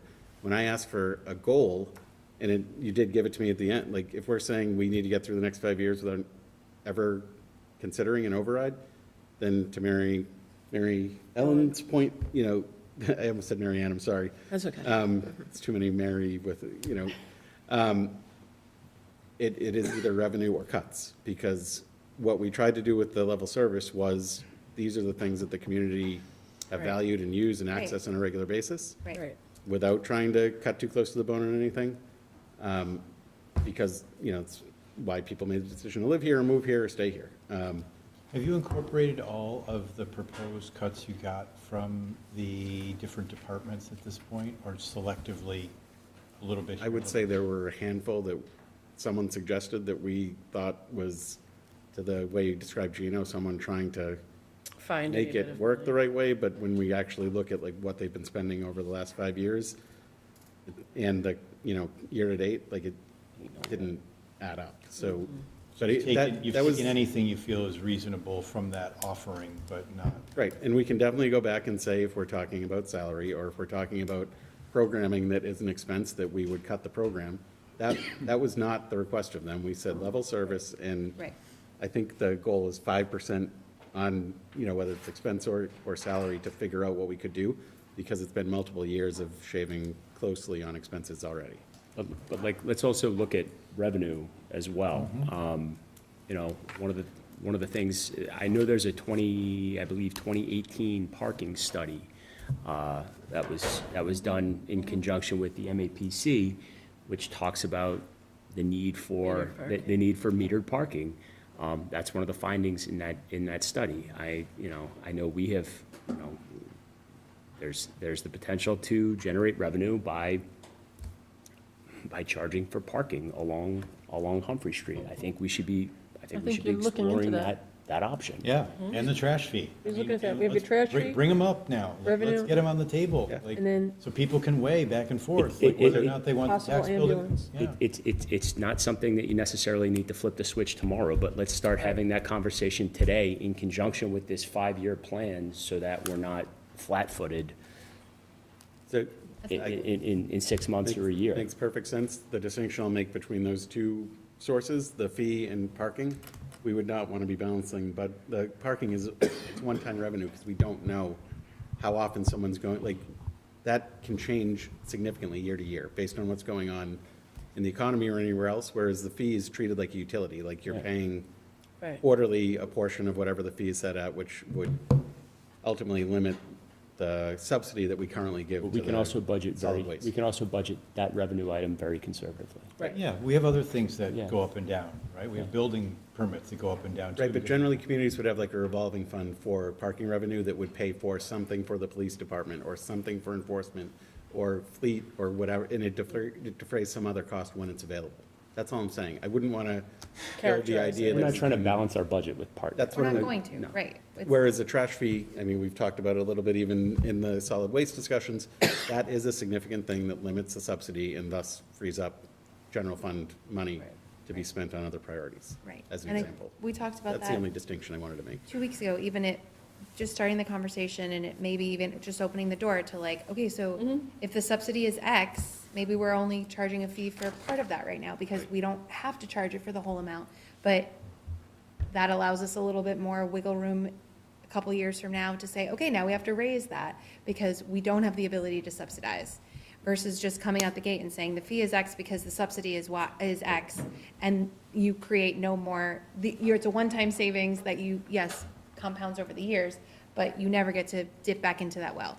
So to your point, Nick, for your direction, for the 5-year projection, right, is to look at options for increasing revenue versus focusing so closely. I mean, I think you've said you're kind of close to we're already doing as that. many cuts as you can make, right, at this point? We can still make cuts. But still, We can cut obviously, salary at that right. point, which is people versus Right. programmatic or Right. expense that we can try to manage differently. So that's the So it's- direction. The direction to me is both, and with Right. the idea that over 5 years, what are the options that would allow you to get through to where we Right. see this, you know, the full recognition of anticipated new growth, Right. and potentially pension money coming off longer.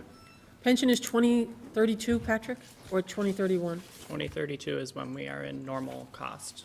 So we're paying like that drops down to $1.5 million currently on the current schedule. So I know there were a couple opportunities that were brought up a couple months ago about regionalization, and I know there's some irons in the fire about that. So if there's any way that any of that could be That's also. potentially pushed to come to fruition, given the current financial situation, I think that would be great also, because if there is a workaround where it's a cut to us and a cut to them, but then collaboratively it's a half savings, like, so that the service is still available to each town, that would be more ideal than a cut. Doing more with more. Yeah. Just so we're clear about what direction you're taking for the budget to get us down to a different number. While we have the school department here, we realize they've gone from 3.96 to 3.25. Is part of this exercise asking them to do anything else? Because if it's not, I want that to be clear too. And I don't want to keep going back to, considering how much of our budget the schools are, right? Let's be really transparent and honest. They've gone to where they said they could go to, right? So is this exercise also inclusive of that? I would ask for your direction in that, I mean, because that is a very difficult thing to do. For this year, maybe we can get there, but looking over a 5-year, it's the most significant is the fixed cost things that we're sharing or that are, part of that top bucket. And then when it comes down the funnel to us, it's a, whatever it is, 60-40, 70-30, I don't know the number off the top of my head split. We, looking over a longer term, need some greater direction or greater idea of how we, sort of spread that pain, for lack of a better phrase. Yep. So I don't know that we need that answer tonight necessarily. If you all have a direction you would like to give, I'm sure that would be easier for Jason and I, but I don't want to put that on you as a snap of a finger. I can certainly start looking at the revenue with the eye that you all have described for us tonight. We can also look at other cuts, but also come to you to say, to really avoid it, on the town side at least, we need to cut this much salary. And it's a number, it's not a person, it's not a department. It's just either a percentage of total salary or a gross dollar. That's the type of thing that we could come back to you with. I don't know how far down that road we would want to get with forecasting for everyone, what that would mean. Yeah. I mean, I think the superintendent and Martha are here, and they're hearing the exercise that we're going about on the town side. I think that the school department and the school department have tried to do the same exercise on their side. I am, obviously, if another cut is found, given what you hear us grappling with tonight, we will always take it. Am I going to ask you to go back and cut into bone? I mean, no, I'm not going to ask you to do that, but if we come back and say, hey, we have to make salary cuts, then that maybe there will be an ask to say that we'd like that to be shared. But right now, we're not asking that, but I just think, like, being realistic, Danielle, we want to be transparent and honest. Like, if you're doing the same exercise we are, which I believe you are, then please look back, and if there's anything else that you want to bring to the table, we are very open and willing to accept it. But, I'm not going to ask them to pick apart a budget that they have much better insight in than I do. I completely agree. I don't know if anybody else has thoughts. No. I shared them. No, it's just, I'm just, in my mind, my number one focus is staying away from requesting an override and keeping our eyes on what's going to be needed for the middle school. I mean, we go for an override, we're risking. It's a big risk. True, and we definitely need to do something with the middle school, so I'm glad to hear you say that, to be honest. Because I sometimes don't know if it's, if we all think the same thing, but I think it's pretty clear that something needs to happen. I mean, that's not a Well, far I've been off talking about the middle school since 2014, and I've put articles in the warrant, and it's just, we just can't take our eyes off of the middle school.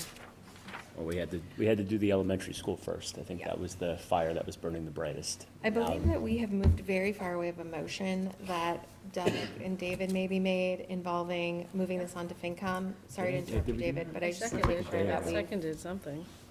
go back to that motion so that FinCom can move along, and Doug opine that this doesn't mean he's satisfied, and I think we all align with that. Sorry, I derailed everything. Well, I think we all align with that sentiment, and David's motion, I it's very seconded, it's on the clear. table. Okay. So let's vote on that motion. All in favor of moving the budget to FinCom as Aye. amended? I just want to be real clear, I'm not satisfied with this budget Great. either.